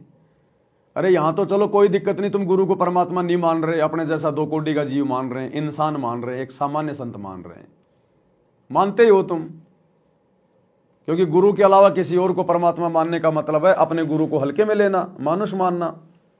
तो परमात्मा तो तुम जून के महीने में उस दाढ़ी मूंछ वाले को मानते हो, कबीर प्रकट दिवस मना के उस नकली फोटो का। तो गुरु के साथ तो तुम छल छिद्र कर रहे हो, धोखा कर रहे हो, अपने साथ भी और अपने गुरु के साथ भी मानुष समझकर। भाई आगे क्या जवाब दोगे जब यही तुम्हारा बाप, यही सतगुरु रामपाल जी जब तुम्हें कबीर के रूप में त्रिकुटी पे बैठा मिलेगा और जब तुमसे हिसाब किताब मांगेगा, तब क्या जवाब दोगे? यहां तो तुम अपना बाप कह लो, अपना ताऊ कह लो, अपना पति कह लो, त्रिकुटी पे ये किसी का बाप, किसी का ताऊ, किसी का बेटा, किसी का चाचा नहीं है। वहां तो जैसे कर्म किए हैं वैसे ठोक ठोक के देगा, ठोक ठोक के। ये निर्मोही परमात्मा है, 1% भी इधर उधर नहीं देखता। इसलिए परमात्मा कहते हैं चाहे कितना भक्ति का डूंडा उठा लो, मर्यादा बिना भक्ति तुम्हारी 1 कदम भी आगे नहीं बढ़ सकती, 1 कदम भी। तो क्या फायदा फिर भाई जगत में और भगत में? फिर भगत कहलवाने का क्या फायदा यदि फॉर्मेलिटी की भक्ति करनी है तो ये नहीं चलेगी भक्ति मार्ग में। यो भी बैदा है बैदे से भेद अलैदा, यो भी बैदा बरम करम भैरो को पूजे, सत शब्द साहिब नहीं सूझे। माला बुखटी कक्कड़ हुकटी, बाना गोड़ी भांग बसोड़ी, यो भी बैदा है बैदे से भेद अलैदा, यो भी बैदा। भ्रमित ज्ञान के आधार पर भैरव को के परमात्मा का सच्चे नाम का नहीं पूछते। बच्चों कि भ्रमित ज्ञान के आधार पर भैरों की पूजा करता है, कोई देवताओं की पूजा करते हैं। कबीर साहब कहते हैं माई मसानी सेठ शीतला, भैरव भूत हनुमंत साहिब से न्यारा रहे जो इनको पूजत, उनके निकट भगवान नहीं आएगा जो इनकी पूजा करते हैं। जति जलाली पदकन खाली, नाम न रत्ता घोरी गत्ता, मंडी बसंता ओढ़े कंथा, बन फल खावे नगर न जावे, यो भी बैदा है बैदे से भेद अलैदा, यो भी बैदा। अब बताते हैं जंगम जैनी फोकट पैनी, नाम न चीना गुरु गुणहीना, गलरी जिंदा मस्तक बिंदा, गुगल खेवे जंतर सेवे, यो भी बैदा है बैदे से भेद अलैदा, यो भी बैदा यानी व्यर्थ है ये। जंगम जैनी फोकट पैनी, इनके पास कख नहीं है। जो जंगम सेवड़े जैन धर्म से संबंधित लोग, बच्चों कमाल है आपकी किस्मत का। जैसे जैन धर्म के 24वें तीर्थंकर श्री महावीर जैन जी हुए हैं, उनकी हिस्ट्री आपको पढ़कर सुनाई थी उन्हीं की पुस्तक से। तो वही परमात्मा गरीबदास जी के बच्चे मालिक की वाणी बता रहे हैं, उसको ज्ञान को समझा रहे हैं कि जंगम जैनी फोकट पैनी, सब व्यर्थ की साधना कर रहे हैं। आकी तोरा बांध पटोरा, घुमा दामी कैसे स्वामी, नगन रसा तन को तरासा, पशु प्राणी स्वान समानी। ये धूम्रपान करे, सुल्फे पीवे, दारू किनका टालनी, बकरे काटे उनका मांस खावे, और नगन फिरे, नगन निराशा तन को तरासा, व्यर्थ में शरीर को तंग करते हैं, परेशान करते हैं, कष्ट उठाते हैं। पशु प्राणी स्वान समान, इनमें और कुत्ते में क्या अंतर है? वो भी नगन रहते हैं, पशु भी नगन रहते हैं। परमात्मा ने मनुष्य जीवन दिया, इसमें सद्बुद्धि दी है। बच्चों सभ्यता से कपड़े पहनो, पर मालिक से दूर ना हो। इंद्री चीरा गाली जंजीरा, घुंघरू बाजे मूड न लांचे, धूमी धामा करते सामा, मांड अखाड़ा रूपे बाड़ा, यो भी बैदा है बैदे से भेद अलैदा, यो भी बैदा। हाथों करुआ कांदा फरुआ, खोल बनावे सद कहावे, जटा जलंदम भूले आदम, तन बैरागी छापा दागी, यो भी बैदा है बैदे से भेद अलैदा, यो भी बैदा। क्या बताते हैं कि हाथों करुआ एक लोटा ले लेंगे, और कंधा फरुआ एक फावड़ी से रख लेंगे कंधे पर, और खोल बनावे गुफा बनावांगे, उसमें छुप जाएंगे। और सिद्ध कहाँ में, जटा जलंदम भूले अंधम, बड़ी बड़ी जटा सिर पर रखेंगे। ये ज्ञान के अंधे परमात्मा का सच्चा मार्ग भूले हैं। तन बैरागी छापा लागी, वेद पुरानी कथा कहानी, पढ़ पढ़ भूले अर्थ न खुले, भूले योगी हृदय के रोगी, कान चरावा बसम रमावा, यो भी बैदा है बैदे से वेद अलैदा, यो भी बैदा। वेद पुराण पढ़ते हैं, इनको ठीक से समझ नहीं पाए। वेद पुराणी कथा कहानी, पढ़ पढ़ भूले अर्थ न खुले। बताओ क्या कह रहे हैं परमात्मा कि वेद पढ़ते हैं, गीता जी पढ़ते हैं, लेकिन गीता जी में लिखा क्या है, वेदों में लिखा क्या है, शास्त्रों में लिखा क्या है, साधना टोटल उसके विपरीत करते हैं। वही बात आज संगत में हो रही है। सत्संग सुनते हैं, ज्ञान गंगा पढ़ते हैं, जीने की राह पुस्तक का कितना प्रचार करते हैं, जीवन बदल जाएगा, जीवन बदल जाएगा, वीडियो बना बना के, जैसे फिल्म वाले बनाते हैं ना, ऐसे वीडियो बना बना के परिवार सुधर जाएगा, ये हो जाएगा, दुनिया को शिक्षा दे रहे हैं और खुद गुरु जी के सत्संगों के विरुद्ध चल रहे हैं, खुद ज्ञान गंगा पुस्तक में लिखी गई बातों के विरुद्ध चल रहे हैं, खुद जीने की राह पुस्तक में लिखी गई एक भी बात के ऊपर अमल नहीं कर रहे।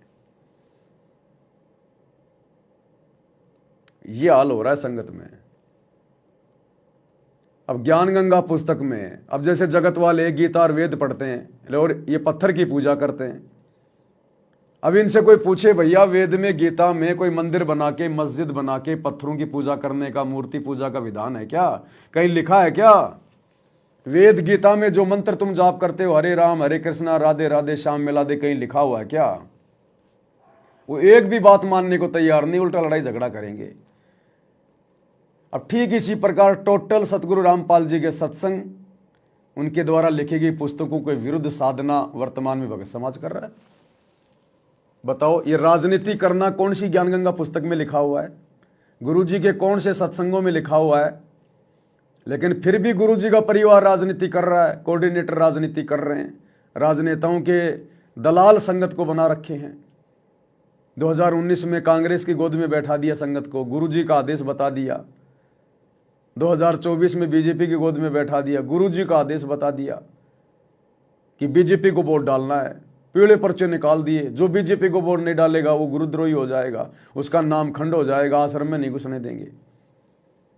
अब बताओ, गुरु जी के कौन से सत्संग में, कौन सी ज्ञान गंगा पुस्तक में, कौन सी जीने की राह पुस्तक में ये घटिया राजनीति करना या राजनेताओं की चापलूसी करना या पार्टी विशेष को वोट देना ये लिखा हुआ है?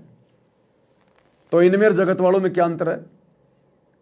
गुरु जी के सत्संग में और पुस्तकों में कहां लिखा है कि भक्तों ने स्टेडियम बनाने चाहिए दुनिया के लिए, खेलों को बढ़ावा देना चाहिए? कौन से सत्संग में है, कौन सी पुस्तक में है? तो जगत में और भगत में क्या अंतर है भाई? गुरु जी ने कब कहा कि भक्तों को गुंडों का समर्थन करना चाहिए, गुंडों की सीबीआई जांच का समर्थन करना चाहिए? लेकिन राजपूत करणी सेना के साथ मिलकर आनंदपाल सिंह की सीबीआई जांच का समर्थन सतलोक आश्रम मैनेजमेंट हरियाणा ने कर दिया और 5 लाख रुपए उनको चंदे के रूप में दे दिए दान के। कौन से सत्संग में भाई, कौन सी पुस्तक में है? भक्तों को आरक्षण चाहिए या जिनको आरक्षण चाहिए उनका समर्थन करना चाहिए? जैसा कि जाट आरक्षण में सतलोक आश्रम मैनेजमेंट हरियाणा ने संगत को बैठा दिया, करोड़ों रुपया चंदे के रूप में दिया। गुरुजी के कौन से सत्संग में है? गुरुजी ने कब कहा कि तुम भक्तों को यहां पर इस काल के लोक में आरक्षण चाहिए? बताइए, कौन सी जीने की राह में लिखा है, कौन सी ज्ञान गंगा में लिखा है? फिर क्या कर रहे हो? अरे दुनिया वालों को दोष दे रहे हो कि शास्त्रों में क्या लिखा है और तुम क्या कर रहे हो, तो खुद भी तो आंखें खोलो। सतगुरु रामपाल जी ने सत्संगों में क्या कहा है, पुस्तकों में क्या लिखा है, और तुम क्या ड्रामेबाजी कर रहे हो? तो तुम्हारे में और दुनिया वालों में क्या अंतर है? इसीलिए तो सतगुरु रामपाल जी ने हिसार जेल से कहना पड़ा कि अच्छे इंसान तो जगत में भी ऐसा नहीं करते जैसा तुम भगत कर रहे हो। तो ये भी बैदा है, यो भी बैदा है, बैदे से भेद अलेदा है। बैदा क्यों जाना, हम सतगुरु बेटा यूं जाना। तो हमने सतगुरु रामपाल जी के सत्संग ध्यान से सुने, हमने उनकी ये पुस्तकें ध्यान से पढ़ी हैं, तब हमें पता चला कि वर्तमान में सतगुरु रामपाल जी की गैर हाजिरी में उनका कलयुगी परिवार, उनके बेटा बेटी भाई बंधु रिश्तेदार, ये कोऑर्डिनेटर जितने भी उल्टे कर्म कर रहे हैं, ये सब बैदा है, बैदा। सतगुरु के सत्संग पुस्तक और ज्ञान से कोई लेना देना नहीं है। इसलिए पूरी संगत सत्सेवकों को छोड़कर अपने गुरुजी के साथ में छल छिद्र कर रही है, छल कपट कर रही है। और ऐसे छल कपटियों को गुरु अपनी शरण में नहीं लेता। ताते सतगुरु शरणा लीजिए, कपट भाव जिन दूर करीजिए। तुम तो अपने गुरु के साथ में कपट कर रहे हो, धोखा कर रहे हो, तो आने वाले समय में भाई परिणाम भी भुगतना पड़ेगा। और कबीर साहब कहते हैं, गुरु बिन वेद पढ़े जो प्राणी, समझन सार रहे अज्ञानी। यदि इन्होंने गीता वेद समझे होते और पुराण समझे होते तो ये नहीं कहते ब्रह्मा विष्णु महेश से ऊपर कोई शक्ति नहीं है। इसी प्रकार अगर सतगुरु रामपाल जी के बेटा बेटी ने, उनके रिश्तेदारों ने, उनके भाई ने, इन कोऑर्डिनेटरों ने अगर उनके सत्संग समझे होते, उनकी पुस्तकें पढ़ी होती और मर्यादाओं में होते, गुरु को परमात्मा मान लिए होते, तो आज राजनेताओं की गोद में जाके नहीं बैठते, गुंडों की सीबीआई जांच का समर्थन नहीं करते, दुनिया के लिए स्टेडियम नहीं बनाते, भक्तों के दान का दुरुपयोग नहीं करते, आश्रमों में हॉस्पिटल नहीं बनाते, लोगों की धर्मशाला नहीं बनवाते, अयोध्या में जाके भंडारा नहीं लगवाते, गले में माला नहीं डलवाते गुरुजी के लड़के। जैसे गुरुजी कह रहे हैं ना कि अगर इन्होंने वेद पढ़े होते तो क्या ये उल्टी साधना करते? तो इसी प्रकार गुरु का परिवार, ये कोऑर्डिनेटर अगर सत्संगों को अच्छे से समझ जाती, गुरु को समझ जाती, तो क्या आज ये लोग गुरुजी की गैर हाजिरी में इस परीक्षा के समय में इतनी बड़ी बड़ी गलतियां करते? कभी नहीं करते। भाई और बहनों, अक्सर क्या होता है, जिन लोगों को ज्ञान समझ में आ गया, भक्ति समझ में आ गई, गुरु समझ में आ गया, तो उनको लगता है कि जैसा मुझे समझ में आ गया वैसा ही सबको समझ में आ गया होगा, सबको समझ में आ रहा होगा। लेकिन ऐसा होता नहीं है। आपको समझ में आ गया, ये आपका सौभाग्य, गुरु का आशीर्वाद, गुरु की मेहर। लेकिन जैसा आपको समझ में आ गया ऐसा सबको आ रहा होगा, ये मुमकिन नहीं है। परमात्मा कहते हैं, खोकापुर में काग मिले दिन दोए रे, अरबों में कोई हंस हमारा होए रे। गुरु पद सेवे बिरला कोई, गुरु जो भक्ति की जो पद्धति बताएगा उसको कोई बिरला ही उस हिसाब से पूजा पाठ कर पाएगा, भक्ति कर पाएगा। गुरुपद सेव बिरला कोई, जहां पर कृपया साहिब की होई। जिस पर गुरु की विशेष मेहर होगी, रजा होगी, वही उनके द्वारा बताई गई भक्ति विधि को मर्यादा में रहकर संपन्न कर पाएगा। हर किसी के बस की बात नहीं है। हाँ, भगत बने दिखाई देंगे एक नंबर के, जैसे इनके बराबर तो कोई भगत ही नहीं है। दुनिया को समझाएंगे, ऐसे समझाएंगे जैसे तो ज्ञान का भंडार है, और खुद की मर्यादा एक भी नहीं है। तो परमात्मा को ऐसी काल की आत्माओं से भी कोई विशेष मतलब नहीं होता है। तो इसी प्रकार ये दुनिया वाले जो कर रहे हैं, साथ में संगत क्या कर रही है, उसने भी अपना विश्लेषण करना चाहिए। गीता वेद समझे होते और पुराण समझे होते तो ये नहीं कहते ब्रह्मा विष्णु महेश के ऊपर कोई शक्ति नहीं है। तो इससे सिद्ध है ये सब भ्रमित आत्मा है। काल ने इनको भ्रमित कर रखा, उसने कह रखा था कि सबकी ऐसी दुर्गति कर दूंगा, कोई ठीक से समझ नहीं पाओगा। फिर क्या बताते हैं, तोड़े पाती आत्मघाती, मूल अनाड़ी जड़ से तारी, ताल मंजीरा मन नहीं थीरा, बहुविध नाचे नाम न बाचे, यो भी बैदा है बैदे से भेद अलैदा, यो भी बैदा के पत्ते फूल तोड़ के अपना जीवन नष्ट कर रही, आत्मघात कर रही। मूड अनाड़ी जड़ते तारी, यानी पत्थर की मूर्ति का आगे प्रार्थना लाओ, अरे तेरा गजब, अरे तेरा गजब भैयो, पत्थर की मूर्ति के आगे। सेम टू सेम वही काम काल ने इन आश्रमों में करवा रखा है। सतगुरु की 90% संगत वही गलतियां कर रही है। पत्थर की पूजा करे भूल गए सृजनहारा। जून के महीने में वो कागज वाली, कबीर जी की समझे जाने वाली, दाढ़ी मूंछ वाली नकली फोटो, मुर्दा फोटो, उस पत्थर को भगवान मान के पूज रहे हैं, कबीर मान के पूज रहे हैं। अरे थारा गजब यो, जिंदा कबीर धरती पे आया हुआ है, तुम्हारे लिए संघर्ष कर रहा है, जेल में बैठा हुआ है, दुनिया की गालियां खा रहा है, तुम्हारे को अनमोल ज्ञान दे दिया, भक्ति दे दी, नाम दे दिया। वो तुम्हारा बाप नहीं, वो तुम्हारा भगवान नहीं। और वो पत्थर, वो एक मूर्ति, कागज का टुकड़ा, बेजुबान, उसको जून के महीने में कबीर मान के तुम कबीर प्रकट दिवस मना रहे हो इन आश्रमों में। इसलिए परमात्मा कहते हैं आत्मघाती हो तुम, आत्मघाती, अपना खुद का सत्यानाश कर रहे हो। इतना ज्ञान देने के बाद भी गुरु को मानुष मान रहे हो, तो परमात्मा कहते हैं वो तो कुत्ते की योनि में जाने के काम कर रहा है। गुरु को मानुष जो गिने, कर चरना अमृत का पान, ते नर नरक में जाएंगे, जन्म जन्म बने समान। वो तो कई युगों तक लगातार कुत्ता बनेगा, कई जन्मों तक, जो सतगुरु रामपाल जी को अपने जैसा मानुष समझ के भक्ति करेगा।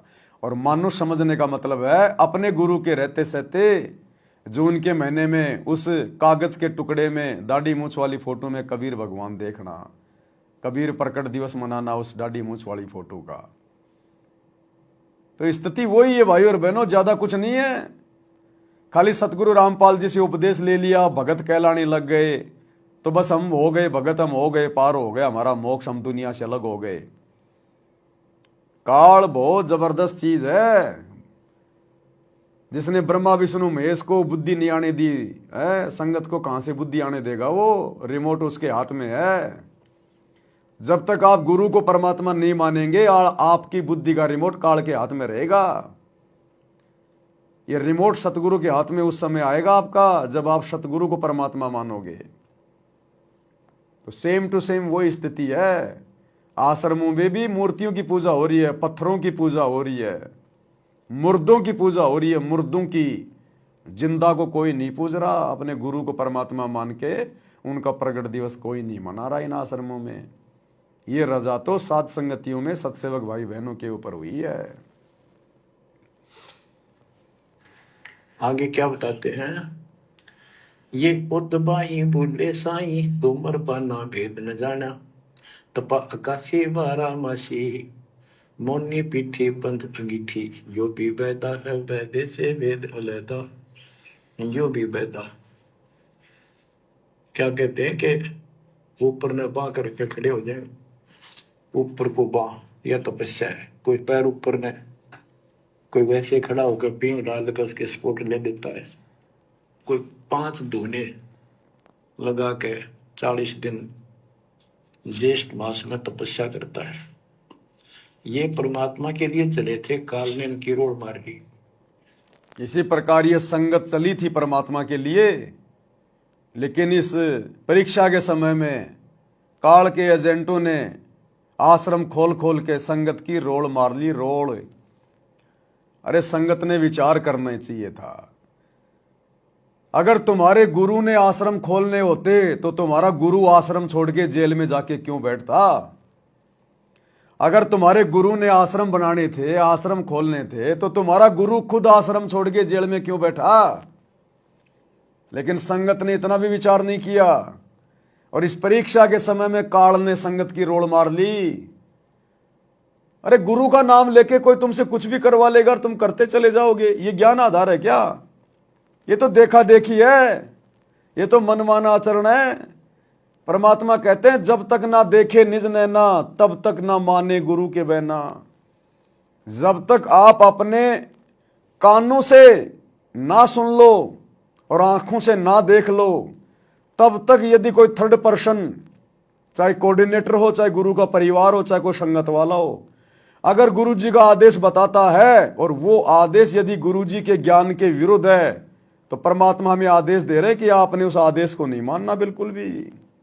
जब तक ना देखे निज नैना, तब तक ना माने अपने गुरु के बहना। और तुम्हारे को तो कोई भी ऐरा गहरा नथु बैरा आके कुछ भी बोल दे, बस नाम तुम्हारे गुरुजी का ले ले कि तुम्हारे गुरुजी का आदेश है, ये भैंस का गोबर हलवा समझ के खाना है, तुम उसी समय मुंह मारने लग जाते हो। तो तुम तो एक इंसान भी ढंग के नहीं हो, भगत तो बहुत दूर की बात है। ऐसे सतलोक नहीं जाया जाएगा। ये रिहर्सल चल रही है, ऐसे ही तुम्हें काल ठग लेगा।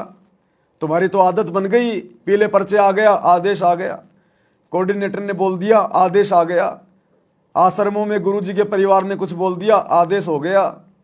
ये भक्ति मार्ग है, कबीर परमात्मा का मार्ग है, देखा देखी का मार्ग नहीं है। इस पे एक एक कदम फूक फूक के रखना पड़ेगा, एक एक कदम फूक फूक के। और आप लोगों ने सावधानी नहीं बरती, इसी का ये नतीजा है। काल ने आप लोगों की रोड़ मार ली, रोड़। धोखा कर दिया आप लोगों के साथ में, बनी बनाई भक्ति का सत्यानाश कर दिया। अब खा लो लड्डू जलेबी बर्फी, खा लो, ना घर के ना घाट के, ना सतगुरु के रहे और ना साध संगति के रहे, कहीं के नहीं रहे। आश्रमों में तो भक्ति है नहीं, और साध संगति से जुड़ने का मौका तुमने धीरे धीरे खो दिया, क्योंकि इतना समय कम नहीं होता किसी को समझाने के लिए। जानवर नहीं हो तुम, इंसान हो। राग द्वेष ईर्ष्या जलन होती है, साध संगतियों से जलन, जैसे कोई मिर्ची लग जाती है, भयंकर दर्द हो रहा है। ये नहीं चलता इस मार्ग में। राग द्वेष ईर्ष्या नहीं चलती। आप किसी के विचारों से सहमत नहीं है तो बस भैया उसे साइड करके चलो। दुष्प्रचार नहीं चलता इसमें, निंदा चुगली नहीं चलती। तो काल ने तुम सबकी रोल मार ली, सबकी। सतगुरु ये नहीं देखता तू बहुत बड़ा भगत है, तू 20 साल से भक्ति कर रहा है, तू गुरु जी के साथ में रहता था, तू गुरु का ड्राइवर था, तू गुरु का बॉडीगार्ड था, तू गुरु का भाई है, बेटा है, पत्नी है। सतगुरु ये नहीं देखता। सतगुरु समदृष्टि है। और समदृष्टि क्या होता है अभी तक दिखाया नहीं गुरु जी ने, क्योंकि अभी तक तो काल के हाथ में था सारा प्रपंच। अब सबको सतगुरु अपने हाथ में लेगा। अब देख लिया, अब बताएगा समदृष्टि क्या होता है। ये गुरु के बेटा बेटी दर्शनों के लिए तरस जाएंगे, दर्शनों के लिए, जो आज इन आश्रमों में ठेकेदार बन के घूम रहे हैं। अब दिखाएगा आने वाले समय में समदृष्टिपना क्या होता है गुरु का। अथ वैद्य का ग्रंथ। बैरागी सन्यासी भड़वे चौतड़ छार लगा हुए हैं, पांचों नारी पति सो लड़के धुंधों धार मचा हुए हैं। शास्त्र विरुद्ध साधना करने वालों को गुरुजी ने बढ़वे की संज्ञा दी है। बढ़वे की, बढ़वा क्या होता है पता है? शास्त्र विरुद्ध साधना करने वालों को। और असल में सबसे बड़ी शास्त्र विरुद्ध साधना क्या है? सांसारिक स्तर पर तो शास्त्र विरुद्ध साधना उसको कहते हैं जो प्रमाणित जो सदग्रंथ हैं, गीता, वेद, कुरान, पुराण, बाइबल, गुरु ग्रंथ साहिब, जो इनके विपरीत भक्ति करता है, आचरण करता है, उसको कहते हैं शास्त्र विरुद्ध साधना। तो गुरु जी ने उनको बढ़वे की संज्ञा दी है, बढ़वे की। और रियल में शास्त्र विरुद्ध साधना क्या है?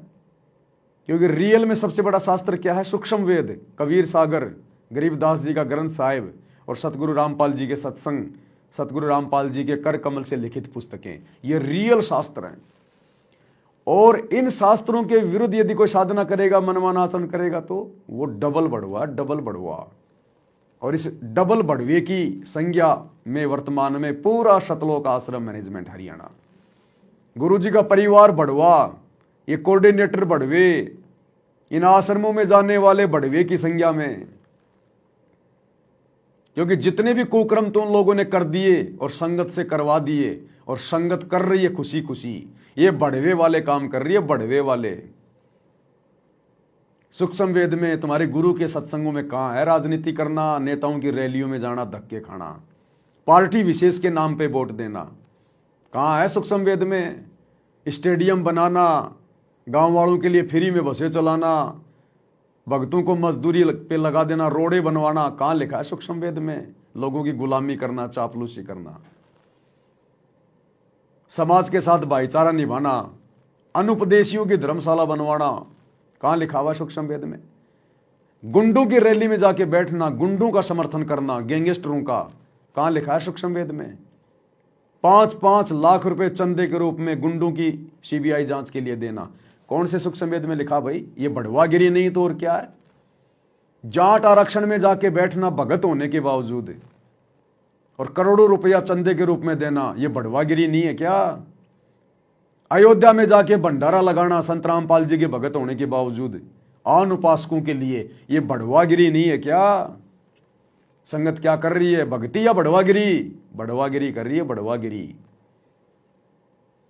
इस बढ़वागिरी का परिणाम भी भुगतना पड़ेगा आने वाले समय में।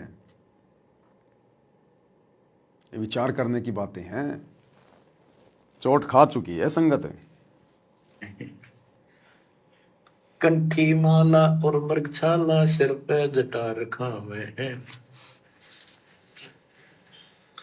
ढोलक ताल झालरी पीटे तानारी री गाँव है।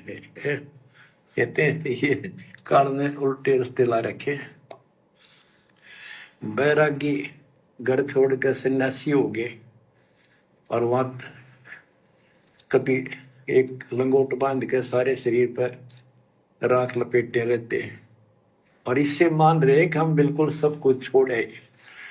अब क्या बताते हैं गरीबदास जी? एक नारी त्याग दीनी 5 नारी गैल वे, पाया न द्वारा मुक्ति का सुखदेव करी वो सैल वे। कि एक स्त्री को, परिवार को छोड़ दिया, इसलिए कि ये भक्ति में बाधा बनता है गृहस्थ जीवन। परमात्मा कहते, गिरिदास जी बताते हैं, एक स्त्री नारी छोड़ दी जो बाधक मानी आपने, और ये 5 नारी गए वे और 2500 लड़के, 5 प्रकृति और ये 5 काम मोह अहंकार तेरे साथ हैं। इनकी 5-5 प्रकृति 25 जुगाड़ सारा नौका नो तेरे साथ ही परिवार है। कबीर साहब कहते हैं, राज तुझना सहज है सहज परिवार का ने, मान बढ़ाई ईर्षा दुर्लभ तजना ये। कि राज भी त्याग सकता है, परिवार भी त्याग सकता है, लेकिन ये मान बढ़ाई ईर्षा फिर भी जो कि तो रहती। अब गुरुजी के दोनों लड़कों के द्वारा जाट समाज से अपने गले में माला डलवाना, ये है मान बढ़ाई। ये नहीं छूट सकती इंसान से, और ये छूटे बिना भगवान नहीं मिला है। अरे जिनको हम सबसे बड़ा भगत समझ रहे हैं, गुरुजी के बेटे, जिन्होंने धनाना आश्रम बनवाया, सभी आश्रमों के संचालक ठेकेदार, सारी जिम्मेदारियां अपने कंधों पे लेके घूम रहे हैं, राजनेताओं के उपग्रह बन के घूम रहे हैं। अरे उनको सतनाम के नियमों का नहीं पता, जो तुम्हें सारनाम दे रहे हैं, सार शब्द दे रहे हैं। तो ये मान बढ़ाई है, अपनी पूजा करवाना। जब गुरु ने कह दिया तो फाइनल है, मीन में क्या रह गई फिर, जब सतनाम के नियम में लिख दिया तो बाकी संगत का क्या हाल होगा। इसीलिए तो आए दिन अकाल मौत मर रही है, फांसी खा खा के, जहर खा खा के भगत मर रहे हैं। क्योंकि भैया मर्यादा किसी की रही नहीं, मर्यादा नहीं है तो भक्ति आगे बनेगी नहीं, पिछली भक्ति तुम्हारी कब तक चलेगी। अब जैसे जैसे तुम्हारा समय आ रहा है, वैसे वैसे काल तुम्हें उठा के ले जा रहा है, और मर्यादाहीन भक्तों को सतगुरु भी नहीं रोकेगा। इसलिए तो आज 90% संगत की दुर्गति हो रही है। दुर्गति, अकाल मौत, एक्सीडेंट में फूट फूट के मर रहे हैं भगत। सतगुरु कोई मदद नहीं कर रहा, क्योंकि मर्यादा टूटी हुई है। काल का वचन है, काल ने वचन ले रखा है परमात्मा से कि जबरदस्ती ना करना, केवल ज्ञान समझाना। जो आपके ज्ञान को मान के आपकी मर्यादाओं में रहकर भक्ति करे आपका, और जो आपकी मर्यादा तोड़ दे वो उस दुष्ट को मेरे हवाले कर देना, फिर मैं संवारूंगा उसको। तो काल संवार रहा ढंग से, ये नतीजा मिल रहा है देखा देखी भक्ति का, भेड़ चाल की भक्ति का। बैदा यो भी बैदा है, सब व्यर्थ। फिर के खाकता किया, काल तेनों का घर में बैठा तेरे हृदय में। बैरागी सन्यासी बड़वे तूतर छार लगावे, 500 नारी 2500 लड़के धूंधों धार मचावे। कंठी माला और मृगछाला सिर पर जटा रखावे, ढोलक ताल झालरी पीटे नारी री गावे। बड़ा सुर लावे गान में, कक्का पता नहीं, बड़े बड़े जटा रखा दी। यो भी बैदा है बैदे से भेद अलदा, यो भी बैदा।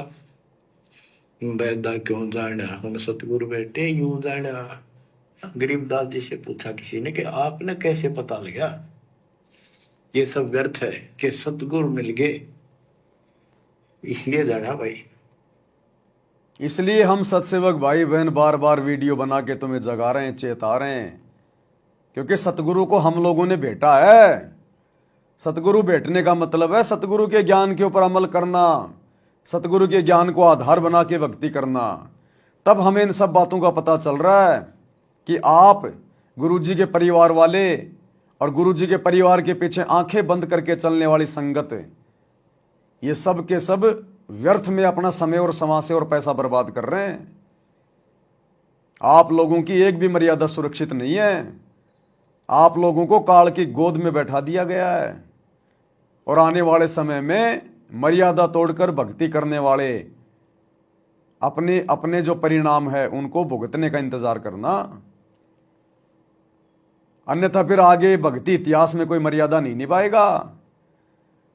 अगर गुरुजी का परिवार जो आज भक्ति और नियम तोड़ ताड़ के मनमाना आचरण कर रहा है, सारे कोऑर्डिनेटर, आने वाले समय में देख लेना भाई और भाइयों, अगर इनके ऊपर कोई विशेष आपत्ति नहीं आई तो आने वाले समय में कोई भक्ति नहीं करेगा मर्यादा में रह के, कि भैया गुरुजी का परिवार भी तो मर्यादा तोड़ के भक्ति कर रहा था, ये कोऑर्डिनेटर कौन सा मर्यादा में थे, इनका ही बाल बाका नहीं हुआ, हमारा क्या होगा, कोई भक्ति नहीं करेगा।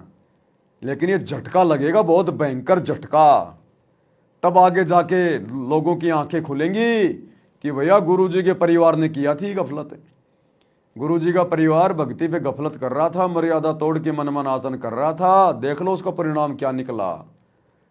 तब ये दुनिया हजारों साल तक भक्ति करेगी थोड़ा बहुत मर्यादा में रह के, नहीं तो सतगुरु के सतलोक जाने के बाद फिर कोई मर्यादा नहीं निभाएगा। तो ये मर्यादा निभाने का क्या सुख है और क्या दुख है, ये आगे चल के पता चलेगा।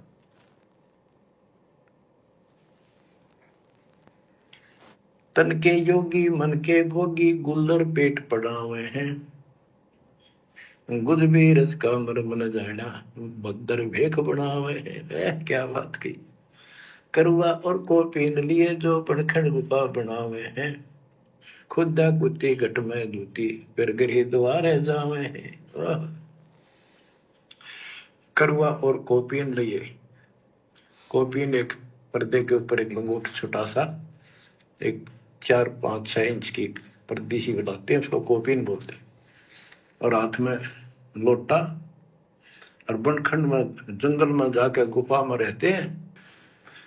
कहते हैं तन के योगी और मन के भोगी ऊपर तो दिखे योगी, और खान में अटक नहीं, माल कूड़े खाते पर यज्ञों के अंदर जहां भी कोई धर्म भंडारा होता है सब तागे पाओगे। ये तन के योगी मन के भोगी, शरीर से तो एक नंबर के भगत दिखाई देते हैं, और मन के भोगी, मन में सारी बकवास ज्यों की त्यों, और खाने के लिए कहीं भी पहुंच जाएंगे। जैसे संगत वर्तमान में कोई बिहार से आ रहा है, कोई यूपी से आ रहा है, कोई झारखंड से आ रहा है, लड्डू जलेबी बर्फी खाने देसी घी के, कहते हैं दिखे ये भगत, और मन में सारी इनके बकवाद, और तोड़ तोड़ के मर्यादा, और पेट भरने के लिए कहीं भी किसी भी आश्रम में दौड़ के चले जाएंगे। ये तो वो ही जगत वाली काम हो रहा है भाई और बहनों, सारा वो की वो जगत वाली क्रियाएं हो रही है सारी की सारी। बस फर्क इतना है कि ठप्पा सतगुरु रामपाल जी का लग रहा कि हम तो भगत हैं बस, बाकी और कोई क्रियाओं में कोई अंतर नहीं है, ना मर्यादा जगत वालों की, ना मर्यादा इन आश्रमों से जुड़े भक्तों की। तो परमात्मा कहते हैं ये लागे तो भगत, और मन में सारी बकवाद, और ये अच्छा अच्छा मालपुआ खाने के लिए कहीं के कहीं दौड़ के चले जाते हैं।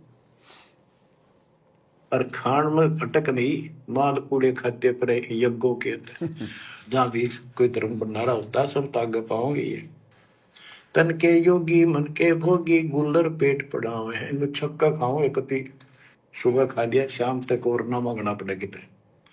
गुज भी रज का मर्म न जाना भद्दर भेख बनावे हैं, सुंदर ऊपर से दिखावा इतना गजब का करने के साधु बड़ा, और मूल ज्ञान का पता नहीं। करुआ और कोपीन लिए जो बनखंड गुफा बनावे हैं, बनखंड में बड़मा से लेके गुफा बनने लागे, भूख लगी, फिर आए गृहस्थी के द्वारे, दियो माई बोला किकर का उठाया लठ, दियो माई गोरे जाकर ला लिया बट, हो गया मुक्ति। यो भी बैदा है बैदे से भेद अलैदा, यो भी बैदा क्यों जाना हम सतगुरु बैठे नो जाना। खाखी और निर्बाणी नागा सिद्ध दिमाग चलावे हैं, रणसिंगे तुरही तुतकारा गागड़ भांग उठावे हैं। काशी का प्रयाग में होदित जगन्नाथ पूंजावे हैं, लोहागर पर पुष्कर पर से द्वारा दाग दगावे हैं। यो भी बैदा है बैदे से भेद अलैदा, यो भी बैदा क्यों जाना हम सतगुरु बैठे नो जाना। खाकी और निर्वाणी नागा है सिद्ध जमात चलावे हैं, कोई कोई कुठ्ठियों को चालेंगे ये। रणसिंगे तुरही तुतकार और गागड़ भांग उठावे, कतीनो घोट भांग घोट के खूब नो अच्छे नशे वाली वह पीवे, काशी जावे, त्याग तीर्थों पर जाते, जगन्नाथ जाते, लोहागर पुष्कर आदि सब तीर्थों पर जाते, द्वारका जाते। भाई जो गुरु बचन पे डट के रे कट के। अब ये शब्द बीच में क्यों बोलना पड़ा गुरु जी को? अरे बातें तो चल रही हैं जगत वालों की, आन उपासना करने वालों की, और बीच में गुरु जी क्या कह रहे हैं? भाई जो गुरु वचन पे डट गए कट गए फंद 84 के। यानी सतगुरु के वचन सबके लिए होते हैं, जिनको आवश्यकता होती है उसी प्रकार से वो इनमें से मटेरियल निकाल लेते हैं। तो अंत में गुरु जी कह रहे हैं भाई जो गुरु वचन पे डट गए कट गए फंद 84 का।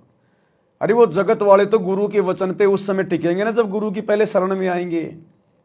तो यहां गुरु जी जो ये वाणी कहकर संकेत कर रहे हैं वो अपने संगत वालों के लिए कर रहे हैं, क्योंकि अंतर्यामी हिसार जेल में बैठ के इनके सारे ड्रामे देख रहा है पिछले 10 साल से कि भंडारे भंडारे पर जोर दे रखा है। क्योंकि भंडारा करेंगे, संगत आएगी तो दान देगी, ज्योति पाठ करवाएगी, तो भंडारे भंडारे पे जोर दे रखा है। क्योंकि ये तो माया के पुजारी हैं, इनको तो पैसा चाहिए।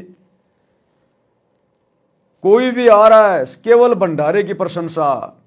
सर यहां के सेवादारों का व्यवहार कैसा है, सर आपने भंडारे में क्या क्या खाया, सर आपको भंडारा कैसा लगा। किसी से नहीं पूछते जाते समय कि सर आपको सतगुरु रामपाल जी का ज्ञान कैसा लगा, सर आप नाम दीक्षा लेना चाहेंगे क्या, सर आए हुए हैं नाम दीक्षा ले लीजिए। इस बात का कोई जिक्र नहीं। केवल भंडारे को टारगेट करके बुलाते हैं और वापस जब जाते हैं तो भंडारे की ही प्रशंसा करवाते हैं। तो वो अंतर्यामी हिसार जेल में बैठ के ये सारी ड्रामेबाजी क्या देख नहीं रहा भाई? सब कुछ देख रहा है। इसलिए कह रहा भाई जो गुरु वचन पे डट गए कट गए फंद 84 के, कि भैया तुम कितने ड्रामेबाजी कर लो, कितना ही अपने साथ धोखाधड़ी कर लो, और कितनी तुम ये दिखावे की भक्ति कर लो, बात बनेगी गुरु वचन पे डटने से, मर्यादाओं में रहकर भक्ति करने से। सतगुरु रामपाल जी करोथा आश्रम में थे और बरवाड़ा आश्रम में थे। एक भी ऐसा उदाहरण बता दो कि सतगुरु रामपाल जी ने किसी भी अनुपदेशी व्यक्ति को भंडारा करवाने के लिए न्योता दिलवाया हो। बरवाड़े में कोई पर्चे बंटवाए हो, हिसार में पर्चे बंटवाए हो, या अपनी संगत से किसी एमएलए को, मंत्री को, किसी भूतपूर्व सरपंच को, किसी को भी कोई न्योता भिजवाया हो, कोई इनविटेशन कार्ड, कोई निमंत्रण पत्र भिजवाया हो कि बच्चों जाओ उनको लाओ, सबको कहो कि भंडारा है बरवाड़े में, देसी घी का भंडारा है बरवाड़े में, लड्डू जलेबी बर्फी बरवाड़े में, लड्डू जलेबी बर्फी। संत इस प्रकार से चापलूसी करके किसी को देसी घी के भंडारे के नाम पे लड्डू जलेबी बर्फी के लालच में नहीं बुलवाता। इससे साबित हो जाता है कि उसका ज्ञान कमजोर है। जो दुनिया उसके ज्ञान के प्रभाव से प्रभावित होकर नहीं आ रही, केवल खाने के चक्कर में आ रही है, लड्डू जलेबी बर्फी के चक्कर में आ रही है। और इन्होंने वर्तमान में क्या ड्रामा कर रखा है?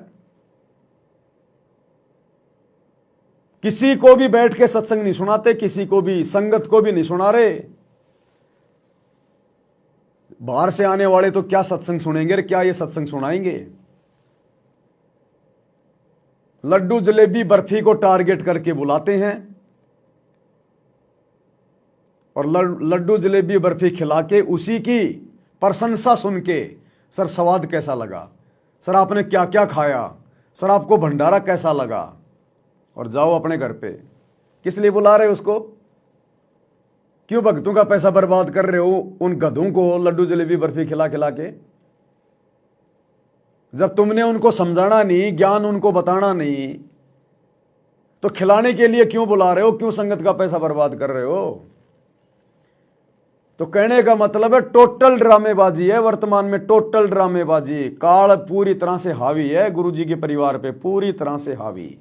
और संगत की बुद्धि ऑफ है, संगत को कुछ नहीं पता हम क्या कर रहे हैं। इसलिए परमात्मा कह रहे हैं भाई जो गुरु वचन पे डट गए कट गए फंद 84 के। भाई जो गुरु वचन पे डट के रे कट के फंद 84 के, कट गए फंद 84 के, कट गए। वस्तु मिली ठोर की, ठोर मिट गई, मन पापी की दौड़। वस्तु मिली ठोर की, ठोर मिट गई, मन पापी की दौड़। भरम मिटे मथुरा काशी के, भरम मिटे मथुरा काशी के, भाई जो गुरु बचन पे डट गए, कट गए फंद 84 के। अब कितना स्पष्ट कर दिया कि तीर्थ भटके, वहां कुछ भी खक भी नहीं है। तीर्थ पक तलवार कटारी, जमदड़ जोर बधावे है, हरि पैड़ी हर हेत न जाना, वहां जाए तेग चलावे है। काटे शीश नहीं दिल करुणा, जग में साध कहावे है। जो नर इनके दर्शन को जावे, उनको भी नरक पठावे है। ओए होए।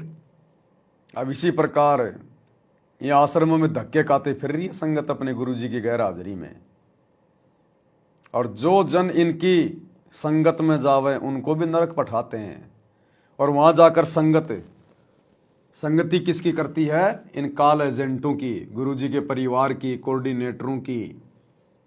वो खुद ही काल की गोद में बैठे हैं, तुम्हारा कहां से कल्याण करवा देंगे। तो जो जन इनकी शरणा जावे उनको भी नरक पठावे, वही उल्टे आदेश सुनाएंगे। वो तो भैया वही उल्टे काम करने की प्रेरणा करेंगे। तुमसे क्या करवाएंगे? भक्ति तो ये करवा नहीं सकते, क्योंकि भक्ति खुद नहीं करते। तुम्हारे को उल्टे सीधे आदेश बताए जाएंगे गुरु जी के, तो तुम्हारे को नरक में बैठाने का काम करेंगे। फिर ये नरक में बैठाने का, क्योंकि गलती तुम्हारी है। तुम अपने गुरु की गैर हाजिरी में आंखों पे काली पट्टी बांध के क्यों भटक रहे हो? आश्रम में क्या है जो तुम्हारे घर पे नहीं है? क्या सत्संग तुम्हारे घर पे नहीं है? क्या भंडारा तुम्हारे घर पे नहीं है? हाँ, तुम्हारे घर पे बकवाद नहीं है, इसलिए बकवाद करने जाते हो। तुम्हारे घर पे तुम्हारा टाइम पास नहीं होता, क्योंकि मन बहलाने के साधन नहीं है, इसलिए तुम वहां पर मन बहलाने के लिए जाते हो।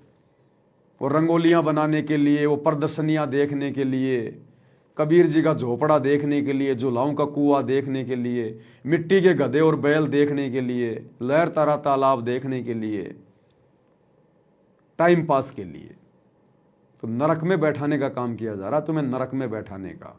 ये परीक्षा चल रही है। गुरु यही देख रहा है कि जिस प्रकार से ये आज भटक रहे हैं ना, इनको सारी वस्तु मिलने के बाद 3 समय की आरती दे दी, इनको मंत्र दे दिए, सत्संग दे दिए, मर्यादा दे दी, उसके बाद भी इनके भटकने की आदत नहीं मिटी। तो मेरे सतलोक जाने के बाद ये क्या खाक भक्ति करेंगे? तो फिर भटकते ही रहोगे। तुम्हें नरक में बैठाया जा रहा है वर्तमान में गुरु जी की गैर हाजिरी में, इन आश्रमों में बुला बुला के।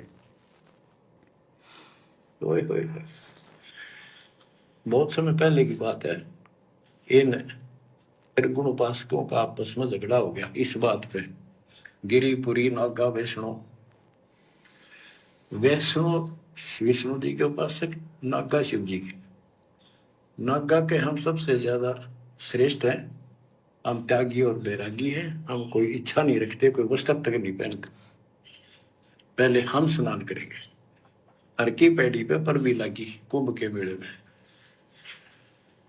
वैष्णो बोले शरण फिरो, तुम टट्टी के हाथ भी ना धोते, तुम स्नान भी नहीं करते, आज स्नान करने वाले होगे, राख लपेटे फिरो।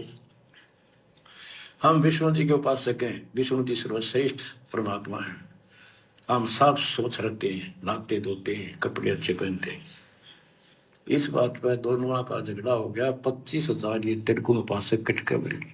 गीता अध्याय 7 श्लोक 12 से 15 ये श्लोक, ये अनमोल ज्ञान अनायास याद आ जाता है, अपने आप याद आ जाता। भगवान है बंदी छोड़ के तीनों गुणों, रजगुण ब्रह्मा, सतगुण विष्णु, तमगुण शिव जी, तीनों गुणों की भक्ति तक जिसका ज्ञान सीमित है, इससे आगे सुनने को तैयार नहीं।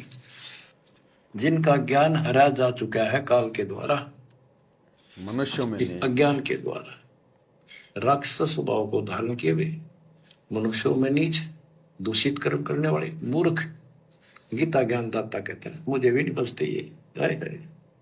या वो स्पष्ट कर दिया गरीबदास जी ने, तीर तुपक तलवार कटारी जमदर जोर बदावे है, हर पैड़ी हर हेत न जाना वाजा तेग चलावे है, काटे शीस नहीं दल करुणा ये जग में साध कहावे है, जो नर इनके दर्शन को जावे उनको भी नरक पठावे है। हे बुद्धि छोड़ के बेटे कमाल कर दी, ये तलवार चलावे, छुरे ठोक दी, कोप दी, एक दूसरा मार डाले, कहते हर पैड़ी हर हेत न जाना। तो वहां जाके ये तलवार से वार करते हैं, काटे शीश नहीं दल कुर्रा, इनके दिल में दया नहीं। और जगत में ये साधु कहलाते हैं, जो इनके दर्शन भी करने जाना या इनका कोई शिष्य बन जा, उनको भी नरक उठावे। यह शिक्षा देंगे और है क्या, यो भी बेदा है बेदे से भेद अलैदा, यो भी बेदा बेदा क्यों जाना हम सतगुरु बैठे नो जाना। संप्रशिला को साहेब कहते चेतन सार चलावे हैं, अंधा जगत पुजारी जाका दुनिया के मन भावे हैं, पारख लीजे शब्द पति जैसा लिखला पुजावे हैं, तुलसी तोड़ मरोड़े मूर्ख जट पर फूल चढ़ावे हैं, यो भी बेदा है बेदे से भेद अलैदा, यो भी बेदा बेदा क्यों जाना हम सतगुरु बैठे यूं जाना। कहते संपट चला को साहिब कहते एक पत्थर की मूर्ति को, उसने भगवान के चिन्ह चलते फिरते बोलने वाले प्राणी मनुष्य उसका माथा टेके, और ऐसी साधना बताने वालों को कहते हैं अंधा जगत पुजारी जाका। इन अज्ञानियों के ये भगत जगत के लोग इनके पुजारी, ये दुनिया के मन भाव है। हाय हाय। पारख लीजिए शब्द पतीजे और सालिक सलाह पुजावे, यानी परमात्मा का ज्ञान ठीक से समझो। ये तो पत्थर की मूर्ति पुजवाते हैं और तुलसी तोड़ मरोड़ा मूर्ख पे जड़ पर फूल चढ़ावे, तुलसी के पत्ते फूल तोड़कर और शिवलिंग पर चढ़ाओगे फूट के बाकते अगली पिछली खोटी। यो भी बेदा है बेदे से भेद अलैदा, यो भी बेदा बेदा क्यों जाना हम सतगुरु बैठे यूं जाना। जैसे कुत्ता सर सराय का परिक्रमा दे आवे हैं, जैसे ऋतवंती सुन ही के पीछे गंड के गेला जावे हैं, कक्कड़ भांग माखो पीवे बकरे काट तलावे हैं, सन्यासी शंकर को बोले बम्ब महादे डावे हैं। अब देखो परमात्मा ने उस वाणी का खुलासा नहीं किया, परमात्मा उस कुत्ते वाली वाणी को छोड़ के आगे निकल गए। क्या कह रही वो वाणी, ये कुत्ते वाली दशा वर्तमान में सतलोक आश्रमों से जुड़े हुए इन भक्तों की हो रही है, गुरु जी के परिवार की हो रही है, कोऑर्डिनेटरों की हो रही है। क्या कह रहे हैं परमात्मा, जैसे कुत्ता सर सराय का परिक्रमा दे आवे हैं, जैसे ऋतवंती सुन ही के पीछे गंड के गेला जावे हैं। कुत्ता किसी तीर्थ की यात्रा करके आ जाए, कोई मंदिर के चक्कर लगा के आ जाए हैं, और थोड़ी देर बाद में किसी कुत्ती के पीछे लग जाए, फिर वही कुकर्म करने लग जाए, तो ज्ञानहीन भक्तों की ऐसी दशा होती है। सत्संग सुन के आ गए, लड्डू जलेबी बर्फी खा के आ गए हैं, एक नंबर के भगत बन के आ गए, सतलोक आश्रमों के चक्कर लगा के आ गए, और जगत में आके फिर वही कुकर्म, फिर वही सारे कर्म। राजनीति का आदेश आ गया झूठा, चलो राजनीति करने, गुंडों की सीबीआई जांच का आदेश आ गया, चलो जाट आरक्षण में बैठने का झूठा आदेश आ गया, चलो जाटों की धर्मशाला बनानी है, चलो मजदूरी करेंगे, चलो कोई मर्यादा नहीं, वो कुत्ता कर्म हो रहा है, कुत्ता कर्म। 2 मिनट में भगत बन लेंगे और 2 मिनट में फिर वो कुत्ता कर्म। तो परमात्मा कहते हैं ये भक्ति नहीं है, ये बढ़वागिरी है, बढ़वागिरी। और इस कुत्ता कर्म से, बड़वागिरी से भगवान नहीं मिलेगा। दूसरा परमात्मा ने यहां पर कि ऋतुवंती सुन ही के पीछे, वो कुत्ता जैसे लग जाता फिर। तो दूसरा संकेत ये कर रहे हैं परमात्मा कि इस सतभक्ति में, अगर आपको ये सतभक्ति करनी है सतलोक वाली, तो आपने इस विषय वासना से हटना पड़ेगा। जो कुत्ता कर्म तुम कर रहे हो ना अभी भी, सतनाम लेके, सार नाम लेके, तुमने इस कुत्ता कर्म से हटना पड़ेगा। नहीं तो चाहे तुम आश्रमों में चक्कर काटो, चाहे गुरुजी के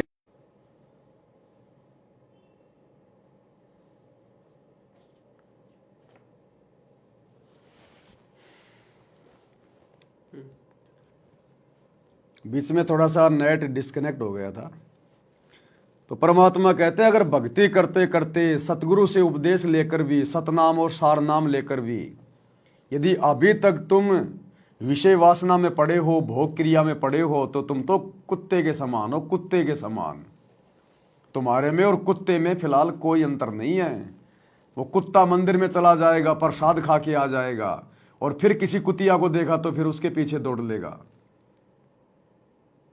तो जिन भक्तों को सतगुरु रामपाल जी की, सतगुरु रामपाल जी कौन? पूर्ण परमात्मा। जिनको पूर्ण परमात्मा सतगुरु रामपाल जी की शरण प्राप्त है, सतनाम सारनाम मिल चुका है, भक्ति पे लग चुका है, और अभी तक यदि वो इसी कुत्ता कर्म में लगा हुआ है, भोग क्रिया में पड़ा हुआ है, विषय वासनाओं में पड़ा हुआ है, तो परमात्मा कहते हैं तुम तो कुत्ता कर्म कर रहे हो, भक्ति नहीं कर रहे।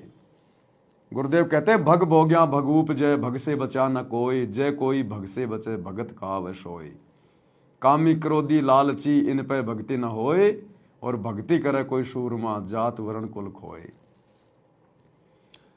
तो इन वाणियों के बहुत सारे संकेत हैं।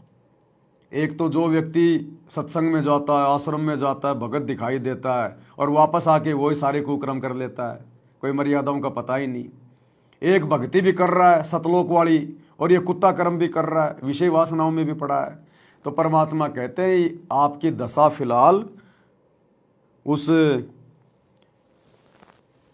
जो है कुत्ते जैसी है, कुत्ते जैसी। इसलिए परमात्मा इस वाणी को बीच में छोड़ गए। गुरुजी इसका विश्लेषण करना चाहते थे, लेकिन मालिक को पता है कि ये क्या नहीं समझ पाएंगे। अगर मैंने विश्लेषण कर दिया तो कई तो भक्ति छोड़ देंगे कि गुरुजी तो लो इस काम के लिए भी मना कर रहे हैं, इस काम के लिए भी मना कर रहे हैं। तो गुरुजी हमारी तुच्छ बुद्धि को देखकर, इस वाणी को बोलकर इसका खुलासा करना चाहते थे, लेकिन छोड़कर आगे बढ़ गए। फूट के बात करते अगली पिछली खोटी। यो भी बेदा है बेदे से भेद अलहदा, यो भी बेदा बेदा क्यों जाना, हम सतगुरु बैठे यूं जाना।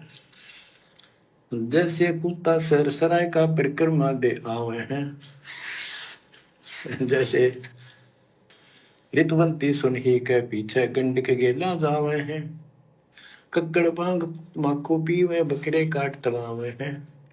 सन्यासी शंकर को बोले बम्ब महादे डावे हैं।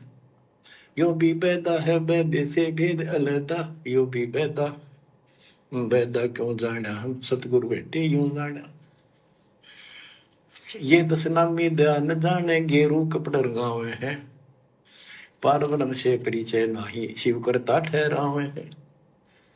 धूम्रपान करे मनमुखी, सूचित आसन लावे हैं, या तब से तीरा जा होई, धुंध धार बह जावे हैं। वह कहते हैं सन्यासी शंकर को बोले भगवान का नाम न छोड़ दिया, और बम्ब महादेव का नारा लावे। आप देखना कावड़ लेनी है, भगवान भी छोड़ दिया, कहता बोले और बम बम बम बम बम, और सारा दिन भोके जाएंगे सन्यासी। वो हालत इन आश्रम में हो रही है। आज के लिए ज्ञान प्रचार छोड़ दिया, गुरुजी का सत्संग सुनना सुनाना, ज्ञान प्रचार करना, ये सब छोड़ दिया। आजकल या तो अपने यूट्यूब चैनल का ज्यादा से ज्यादा प्रचार करवाया जा रहा है, सा न्यूज चैनल, या फिर भंडारों का ज्यादा प्रचार किया जा रहा है। जैसे जगत वाले वो शंकर भगवान का वास्तव में नाम क्या है वो छोड़ दिया, बम बम बम बम। ऐसे ही आजकल इन आश्रमों में गुरु जी का ज्ञान गया बाढ़ में, ज्ञान प्रचार गया बाढ़ में।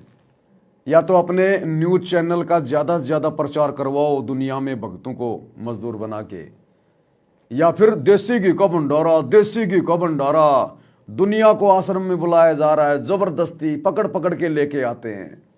सर आपको भंडारा कैसा लगा, सर आपको यहाँ की व्यवस्था कैसे लगी, क्या करोगे वहां की व्यवस्था दिखा के? हैं? अरे सरकार से कोई मेडल प्राप्त करना है क्या, कोई सर्टिफिकेट लेना है क्या तुमने दुनिया से? ये मान बढ़ाई में आता है, मान बढ़ाई में। तो जगत वालों में और संत रामपाल जी के आश्रम से जुड़े भक्तों में फिलहाल कोई अंतर नहीं है। बोके जाएंगे संन्यास दे का नारा ना है। आप देखना कावड़ लेनी है, भगवान भी छोड़ दिया, कहता बोले और बम बम बम बम बम और सारा दिन बोके जाएंगे। सन्यासी शंकर को भूले बम महादेव धावे हैं, इस बम ने महादेव मान रहे। ये दशनामी दयानी जाने गेरू कपड़े गावे हैं, ये दशनामी दया नाम की चीज मिलकर और गेरुआ कपड़े लाल कपड़े पहनते,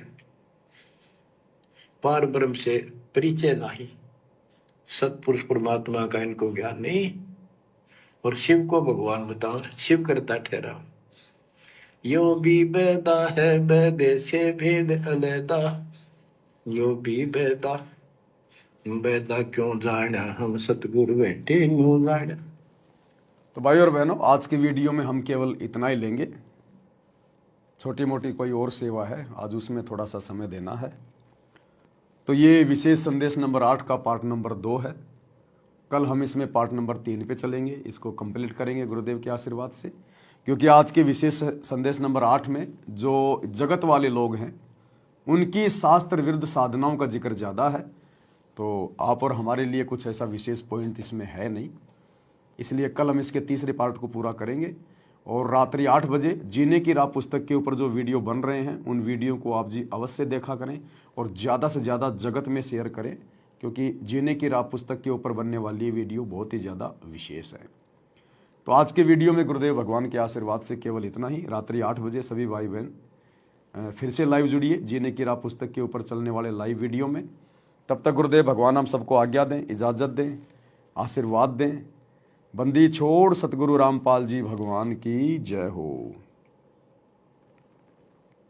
भाई जो गुरु बचन पे डट के, कट गे फंद 84 के, कट गे फंद 84 के, कट गे फंद 84 के। भाई जो गुरु बचन पे डट के, कट गे फंद 84